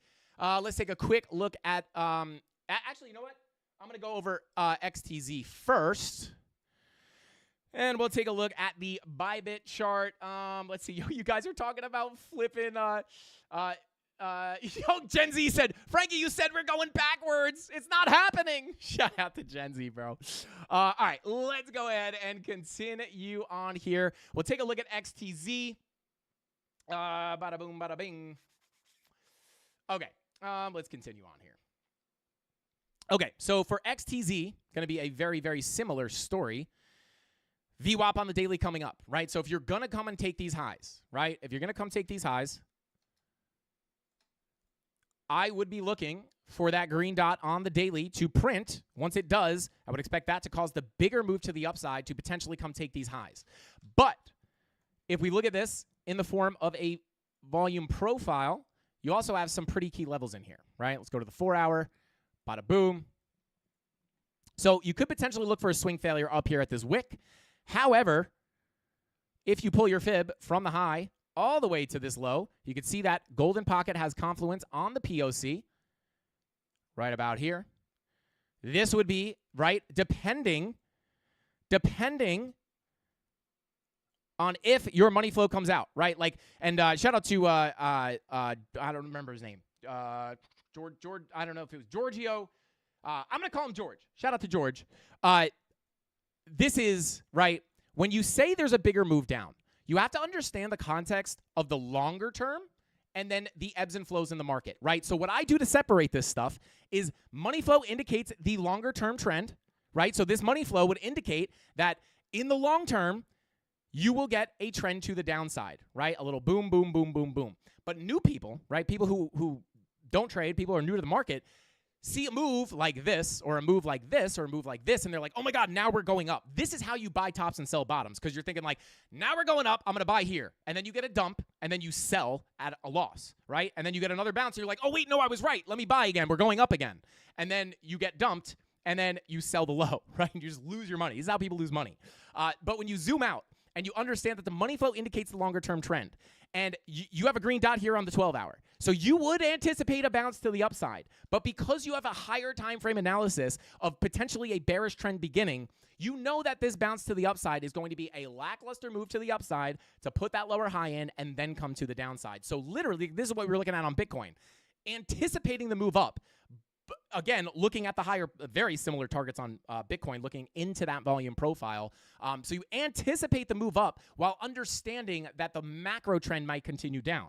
So you anticipate the move up. Sure, you could scalp long this, but at the end of the day, you're going to be looking for the bigger move to the downside based off money flow, right? Money flow indicates the longer term trend, right, where it was crossing into the green. This would indicate that you're getting a move up. But a lot of people, and I'm not throwing shade at Giorgio at all, or George, I guess I'll call him. Not throwing shade at him at all. This is a very common thing that new people don't understand. So, and I don't even want to say like you, brother. I'm not talking about you specifically, but it's just a perfect example because you said, you said yesterday you were going down. Yes, exactly. I have to use this as an opportunity to teach, right? This is, for example, right? Like up here, we may have been like, hey, we're gonna go down, right? And like maybe we're coming down like, hey guys, money flow is in the red. Like we're probably going to start this trend to the downside. People will say, what happened? You said we were going down yesterday and now we're going up. It's like, no. You have to look at the higher time frames, right? So in the long run, what happened? You continued down. But everybody, a lot of people don't look at the higher time frames, right? They just look at what's happening today. And that's just, you're going to get chopped up like that. So like right here, I would anticipate with this 12-hour green dot to potentially continue up. And then, but what's the grand plan here? The grand plan, if money flow continues out, is to put the lower high in and break the lows. So if we come up today, right, and then tomorrow we get the move up, and then tomorrow I'm like, I'm going to short this, and everyone's like, wait, you said it was going up yesterday. Yes, in the short term. It's very important. This is the hardest part of my job, is helping people understand the relationship between the low time frames and the high time frames. So, George, hopefully you're still in here, and hopefully I was able to clear up why we were looking for a move down on Bitcoin and why we still basically are until certain things are met, right? Until we break the value area high on Bitcoin, I wouldn't be expecting higher prices. That could happen. We don't know. But if it does, you better bet your bottom dollar we're going to have a plan to make money off it. But anyway, these are the key levels I would look at on XTZ. $1.44 to $1.40, Golden Pocket POC Confluence. This will be, again, good place to look for a potential lower high. And then the value area high, 786, is going to be the next zone, right? And then you break that, you could look for an SFP. But again, you're going to have to analyze price as you come up to these levels, because if you start breaking the value area high, come up here, bada boom, bada bing, right? And then things start to look more bullish. You have to assess price when you're at the levels. This is the area where you're going to be like, okay, am I getting bearish confirmations? If I am, I could look for the short back into the range. If I'm not, then I would be looking for higher prices. You can't just pray that you're going to get a big move up. That's not how it works, right? You're not just going to pray you get a bigger move up and then just cross your fingers and hope, right? Unless you're, buying for the long term. That's different. But there you go. These are the key levels I would look at on XTZ. Hopefully that helps you out. I forget who requested this, but hopefully it helps you out, brother. Let's see. Shout out to, let me check these super chats. Bada boom, bada bing. So next coins are going to be INJ. And let's see. Shout out to Shreezus. Shout out to you, bro. He said, can you please check Metis? I have 300,000 in it. What to know whether to take profit or keep riding it up? Well, shout out to Shreez. I could give you my analysis. I can't tell you to take profit or hold it, but I can tell you where I think it's going. But understand, I want to be very clear here. says with the new bull market, I don't know if this is Shreezus, but with, like, whether I say it goes up or down does not mean, like, if I say I think it's going up, it could easily dump to zero tonight. Just understand that. It's very hard. You can't make your financial decisions. I'm not a financial advisor, and you can't make financial decisions based off of any YouTuber, any influencer, right? And, I see this happen in my real life a lot, right? Someone will be like, oh, my friend told me to buy this meme coin, and I lost a ton of money because of him. No. Wrong. You lost money because of you. Your friend didn't have a gun to your head telling you to buy it or he was going to kill you, right? You lost money because you chose to buy it, right? You can't blame other people, and especially in financial markets, it's like no one wants to accept that they were the reason they lost money, so they just want to blame everybody else. So just understand, like, if you're out there, your friend tells you to buy a meme coin and you buy it and lose money, that is not your friend's fault. That is your fault. You have to take responsibility for your financial decisions. If you don't, you're never going to make money because you're just going to be looking for the next thing to blame. And where you start to make money is when you start to realize the mistakes that you're making and then try to fix them. If you just keep blaming other people, you're not going to realize the mistakes and it might make you feel better, but you're not going to make money, right? Like, your bank account doesn't care if you're blaming other people, right? It doesn't care whose fault it is that you lost money. The fact is you lost money. And it's not until you start taking responsibility for. I'm not saying Shreezus, by the way. I'm not saying you think this. But I'm just saying this perfect example to start. Perfect reason to explain this. It's not until you take responsibility for your financial decisions and when you lose money that you're going to be able to fix the mistakes that you're making that are causing you to lose money. So with that being said, let's go take a look at Metis. So that's what I'm looking at on XTZ.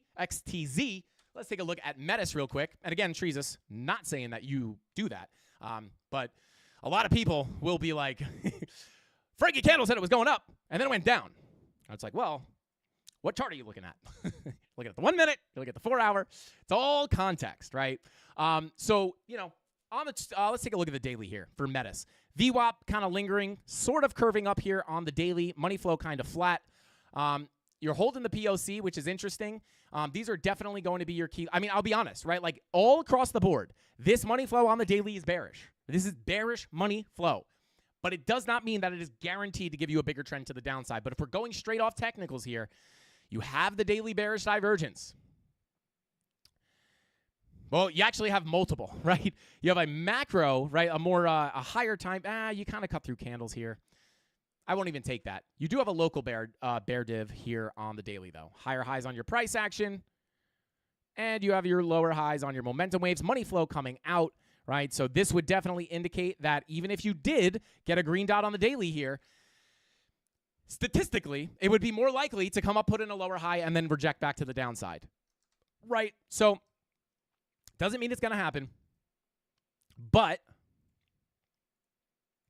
this would be a good resistance area, good area to look for potential resistance. But again, in a bullish environment, we spend more time in the green than we do in the red. So this could easily get a green dot and then just come up into a bigger green wave, right? So what you have to do is you have to ask yourself, what is your plan, right? If you have 300K, I'm not a financial advisor, not financial advice. If you have 300K in this, Shreezus, basically what I would do is you got to ask yourself, what is your plan here? Do you believe in this project? Like, due to your research that you've done on this project, I hope you have done it. Do you believe in this long term? Did you just, and not that there's anything wrong with anything I'm about to say, but I just really want to help you make profit and not just give you hopes and dreams, right? Did you buy this because an influencer told you to buy it, or did you buy it because you did extensive research and you actually believe in the technology? Because if you do the research and you believe in the technology and you're looking to hold this into 2025, why not just stop looking at the chart and hold it, right? Now, if you're in a leveraged position from the low of this range to the high of the range, maybe you want to be a little bit more aggressive on taking profit. But, it's a little bit of a loaded question to be like, I don't know if I should hold or sell this, right? I don't know your financial goals. I don't know what you're trying to do in crypto. Are you trying to hit it big? Are you trying to just grow the money that you already have? Like, what are you looking to do? This is all going to be dependent on, what your general plan is. So again, if I were holding this and I believed in this in this project long term, like, I am not selling my altcoins right now, right? Like, I'm not selling this. I'm holding this into 2025, hopefully. So it just really depends on your plan, but hopefully these key levels kind of help you understand kind of where the local support and resistance is. So if we do come up, I'd be very, very careful around this resistance level. If you break above the 786, it's probably going to be more likely that that daily money flow coming out on the daily was just a fake out, and you're likely going to come up to higher prices. If you reject in this zone, chances are that will be your lower high, and you will likely continue down to lower prices. So there you go. If this, then that statements. All right, let's see. Okay. Bada boom. Let's take a look at INJ. Yeah, almost very, very, very similar situation. Yeah, I mean, simply put, yeah, getting a nice bounce off the value area low. Let me extend this. Yeah, you kind of front ran it, to be quite honest with you. Let me readjust this. Yeah, you kind of front ran this value area low, but right now you're peeking your head above the value POC. So if you get above that POC and you hold this as support, we'll be looking for the value area high. Coming in at about 41.65. Probably have some confluence here with this golden pocket. 786 retracement. I would look at this as a pretty let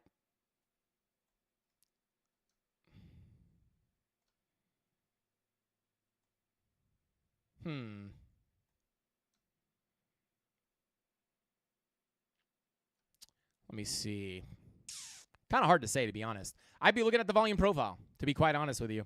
Go from the POC, flip it to support, look for the value area high, and then as you deviate above this level, I would be somewhat careful, right? Like, again, a lot of these altcoins look exactly the same.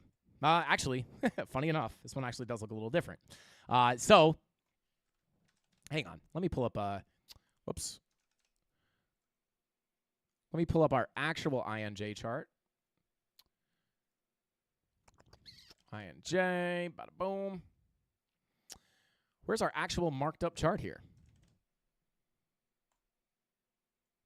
Do we not have a marked up chart? Oh, what is this? Where did my live stream chart go? There it is. Boom. Okay, so we looked at this yesterday, I believe. And yeah, like here you go. Deviated above your high, came into key resistance. Where were we yesterday? Let me try to figure it out. What's today? The 20th.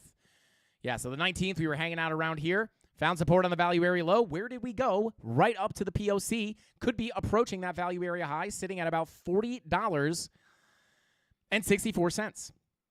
So that would be the next key level of resistance. In my own personal opinion, I will go ahead and check the daily real quick. Yep. Right here. Is this confluent with your fib level? Let's see. I would watch this zone for heavy resistance. Don't forget, you obviously have your 786 here. So that's going to be another key level to look at. But this golden pocket, daily naked point of control, is your next key level of resistance. So if, again, the money flow does look slightly different on INJ than it does on everything else, right? Like money flow came out, crossed into the red. Like this is a perfect example of a fake out, right? And what happened? You wound up breaking the highs and coming higher. So it's all going to depend on this money flow. If this money flow continues up, that VWAP, that green dot that prints on the daily, that next green dot you get could be the thing that brings you up to higher prices. But if the money flow continues trending down, right, that money flow keeps coming out, right, generally we're trending down. If it continues out, it's going to be much more likely, in my opinion, to get a move into that purple zone, that golden pocket daily naked point of control, to get that bigger move down. So it's, the INJ is a little bit more unclear than other things, right? Like when we were looking at Link, right? This money flow is generally trending down, right? This is more clearly trending to the downside. And what were we looking at before? Was it take a look at Solana next. But yeah, Cardano. Yeah, and Cardano's a little bit harder to look at, harder to read as well. XRP, daily money flow crossover into the green. So this does, XRP looks a little better than everything else, to be quite honest with you. Yeah, 16-hour money flow looks horrible, though. Yeah, I don't know, guys. The indicators are, I mean, this is a choppy market. Like, it is Chop City right now. Some people say chop suey. I say chop city. But yeah, like when you see even the high 16-hour money flow, like that does not look great. But again, fake outs are likely in this environment. All right, let's see. Bada boom, bada bing.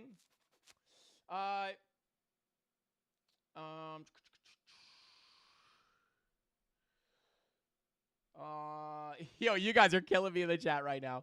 All right, let's see. Shout out to Shreeza, says, thank you so much for the alpha, brother. Much love. Taking 50% out. My own personal financial decision, of course. I appreciate the alpha. You the man. Shout out to Shreeza, brother.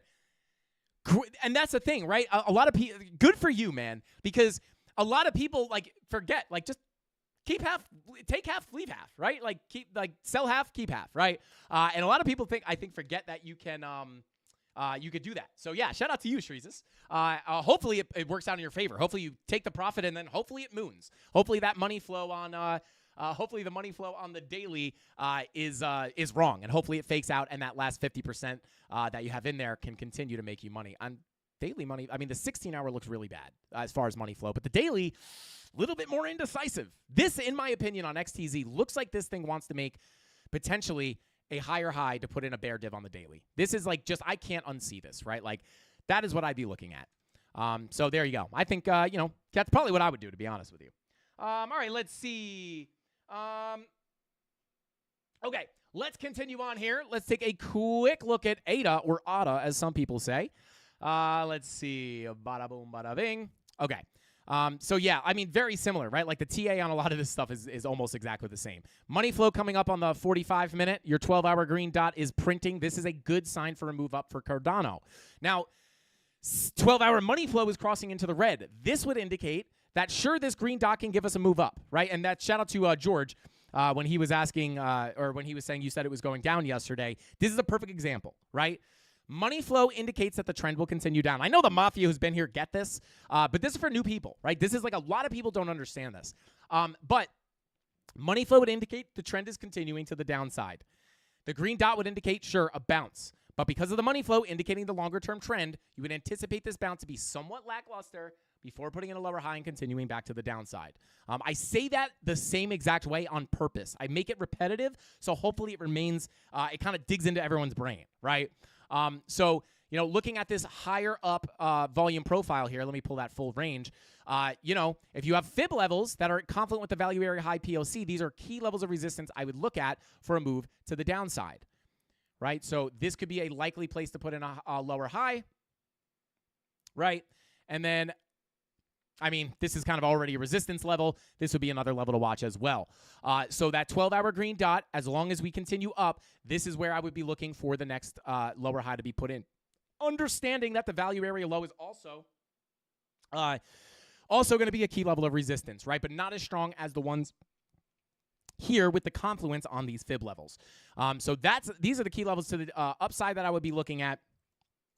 And yeah, I mean, based off the 12-hour here, it looks like it would be doing something like that and then something like that. So take a look at the daily. Money flow, I'll be honest here. The daily money flow doesn't look bad, right? It honestly kind of looks like you might want to, yeah. I mean, the alts, yeah. I mean, Bitcoin's money flow kind of flat now too. Interesting. Lower time frames just not giving you the same look. But yeah, for Cardano, first zone I'd be looking for a lower high, 73 cents to 71 cents. And then the next key level of resistance is going to be between about 76 and 78 cents. If you are going to get a big move up to take these highs, that daily green dot is likely going to be the thing to start the move. And that's basically what I'd be looking at, right? And then, locally, right, what's happening here, right? If you go down to a lower time frame, right, bounce off the value area low, you went right to the POC, came back down to test some lower levels, right back above the POC again, flip it to support, right to the value area high.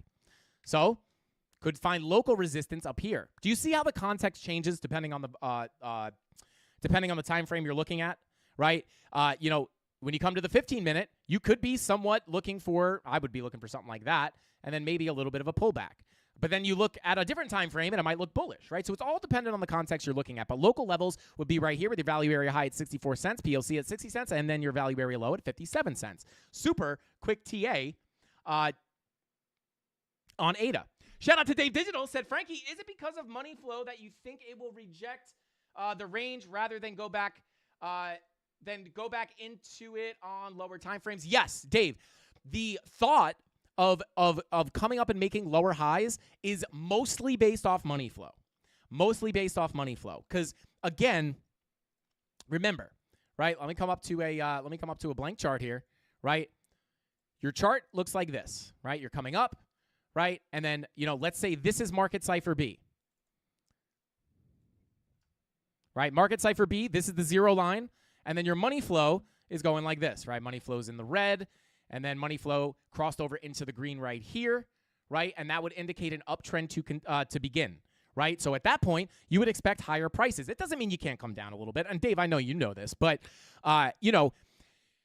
money flow crosses over into the green, right? So as the money flow is in the green and trending up, all the pullbacks, you look for longs, right? Because the trend is up. So you're going to have a higher hit rate by looking to long the lows, right, than short the highs. And then once your money flow kind of peaks out here and starts to trend down, right? So at this point, maybe you're continuing up, right? But now the money flow is starting to come down here, right? So at this point, right, once you break these lows, at this point, if money flow is getting close to that 0 line, looking to cross over into the red, but you're getting a green dot, let's say whatever time frame it is, right? Say you're getting a green dot here. What would I be looking for here? This is like a quiz. You have a green dot, but money flow is coming out. What is it going to do? It could go up or it could go down. Absolutely. But the green dot indicates the ebbs and the flows in the market, right? Green dot, red dot, green dot, red dot, green dot, red dot, green dot, red dot, green dot, red dot, green dot, right? Red dot. But the money flow crossed into the green here, indicating the longer term trend was going to be up, right? But now you've broken these lows. You look like you could be breaking down, but you have a green dot on the 12 hour. This is where I'm anticipating a crossover into the red potentially, right?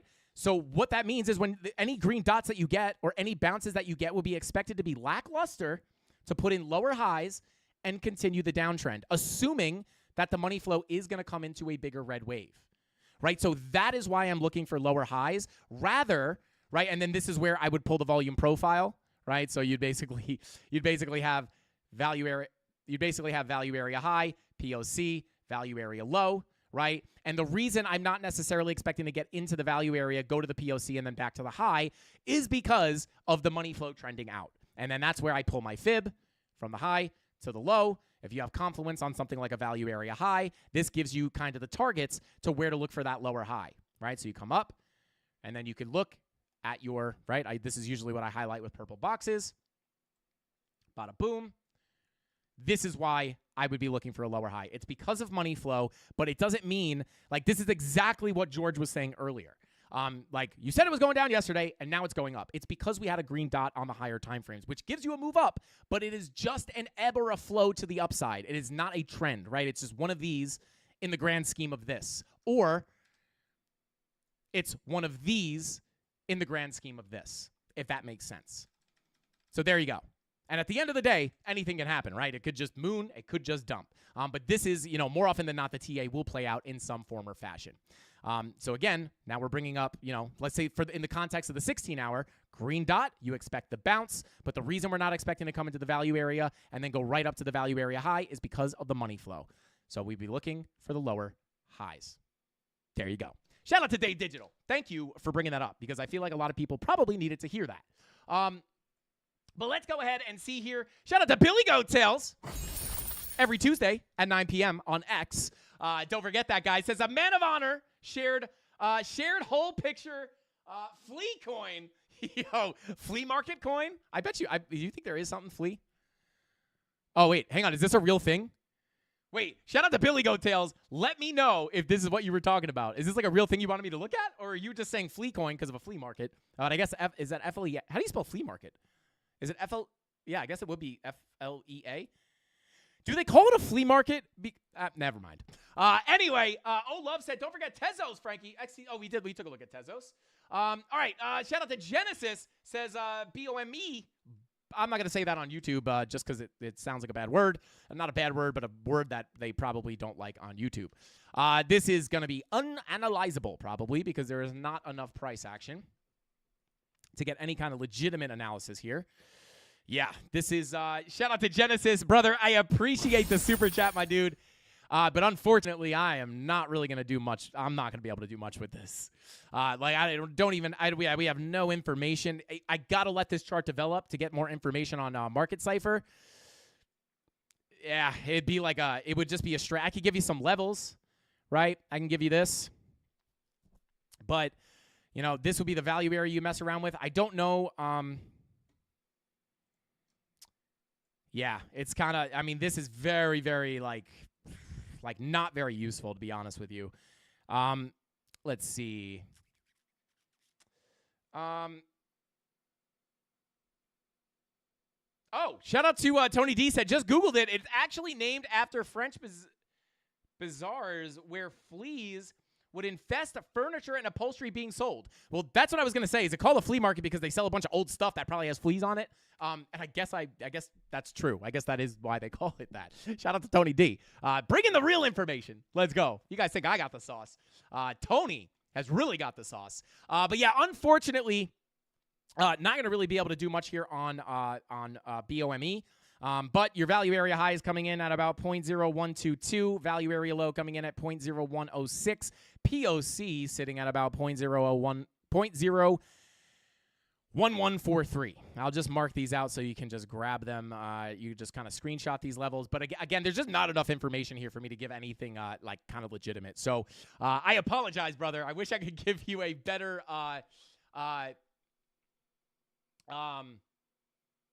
yeah, it's just not enough here, brother. I apologize. Singularity says, Frankie, can we check big time? Yeah, this will be the last one we look at. Let's see here.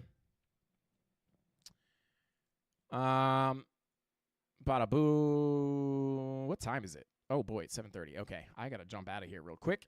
Well, let's see. Take a look at the daily. VWAP coming to the upside. I would expect short-term. Whoops. I would expect short-term potential move to the upside, right? You're at your value area low. Green dot about to print. Money flow crossing back into the green as well. This looks like it might have been a fake out into the red, potentially. So, yeah, honestly, you're at the value area low. The next stop is likely going to be the POC if you continue up. Value area high coming in here at 61 cents. POC at 43 cents. Once you get that green dot on the daily, I think the POC will be likely if and when that prints. And then again, simply put, you're going to look to flip that POC, come to the value area high. Going to keep it nice and simple on this. 16-hour, looking pretty bearish on money flow, but you are getting a green dot. So I think it's likely you get up to that POC if you get the green dot on the daily. If not, probably going to be on your way back down to this.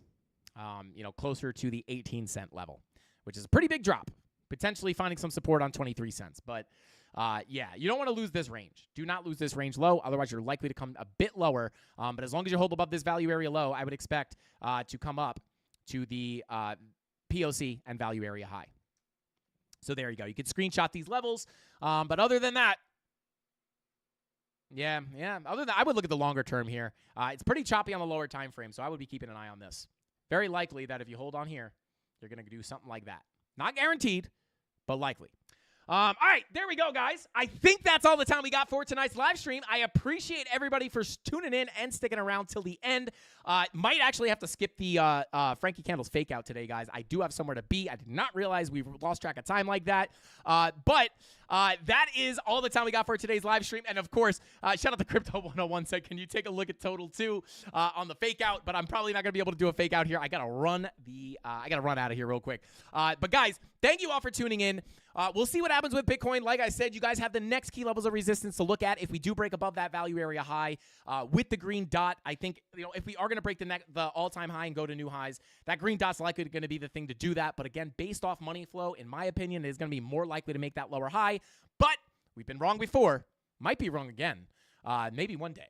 but hasn't been recently. But with all that being said, have a blessed evening, Candle Mafia. Shout out to Andy Lee. Shout out to Crypto 101. Run, Frankie, run, one and only. Shout out to Crypto 101. I appreciate everybody for being here. Steven Diaz. There he is. There's Georgios. Said, use head down. Use head down. Shout out to you, bro. Thank you for being here. Welcome to the Mafia, brother. We're going to turn you into somebody who can identify the long trends from the short trends. And then maybe we can get you a trading account and make you some extra cash so you could cash out and move that profit into your long-term hodl bags and pump those things to the, I almost said a bad word, to the moon. Let's go. That's all I got, Candle Mafia. Thank y'all for being here. I love each and every single one of you guys. I do not just say that because I'm on camera. I say that because I mean it. I'll see you guys tomorrow. Same place, same time. 5:45 p.m. Eastern Standard Time. Right here on the Frank Candles YouTube channel. That's all I got. Frank Candles out. Bing bong.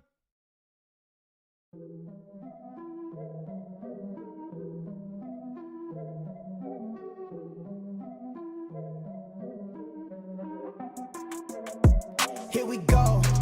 At the top of the class on a roll, and it's time to run it up, yeah, you know. Maxed out, put the pedal to the floor, ayy. On the road, here we go, yeah, we winning by a landslide. Never see me coming, I'm a landmine. Yeah, I ain't taking orders in command, like, yeah, you about to see me on demand, like, you know, on demand. If you ain't know, you about to understand. Yeah, I got the team by my side, right hand. Yeah, take it to a string, you ain't seen it like that. Yeah, and it's the dream, and we coming for the bag. Yeah, and we ain't never going back now. Future expedited, now we on the fast track now. They won't lend a hand, now they see us on the map now. It's time to act out. Here we go, at the top of the class on a roll, and it's time to run it up, yeah, you know. Maxed out, put the pedal to the floor, ayy. On the road, here we go, yeah. At the top of the class on a roll, ayy. And it's time to run it up, yeah, you know, yeah. Maxed out, put the pedal to the floor, yeah. On the road, here we go, here we go.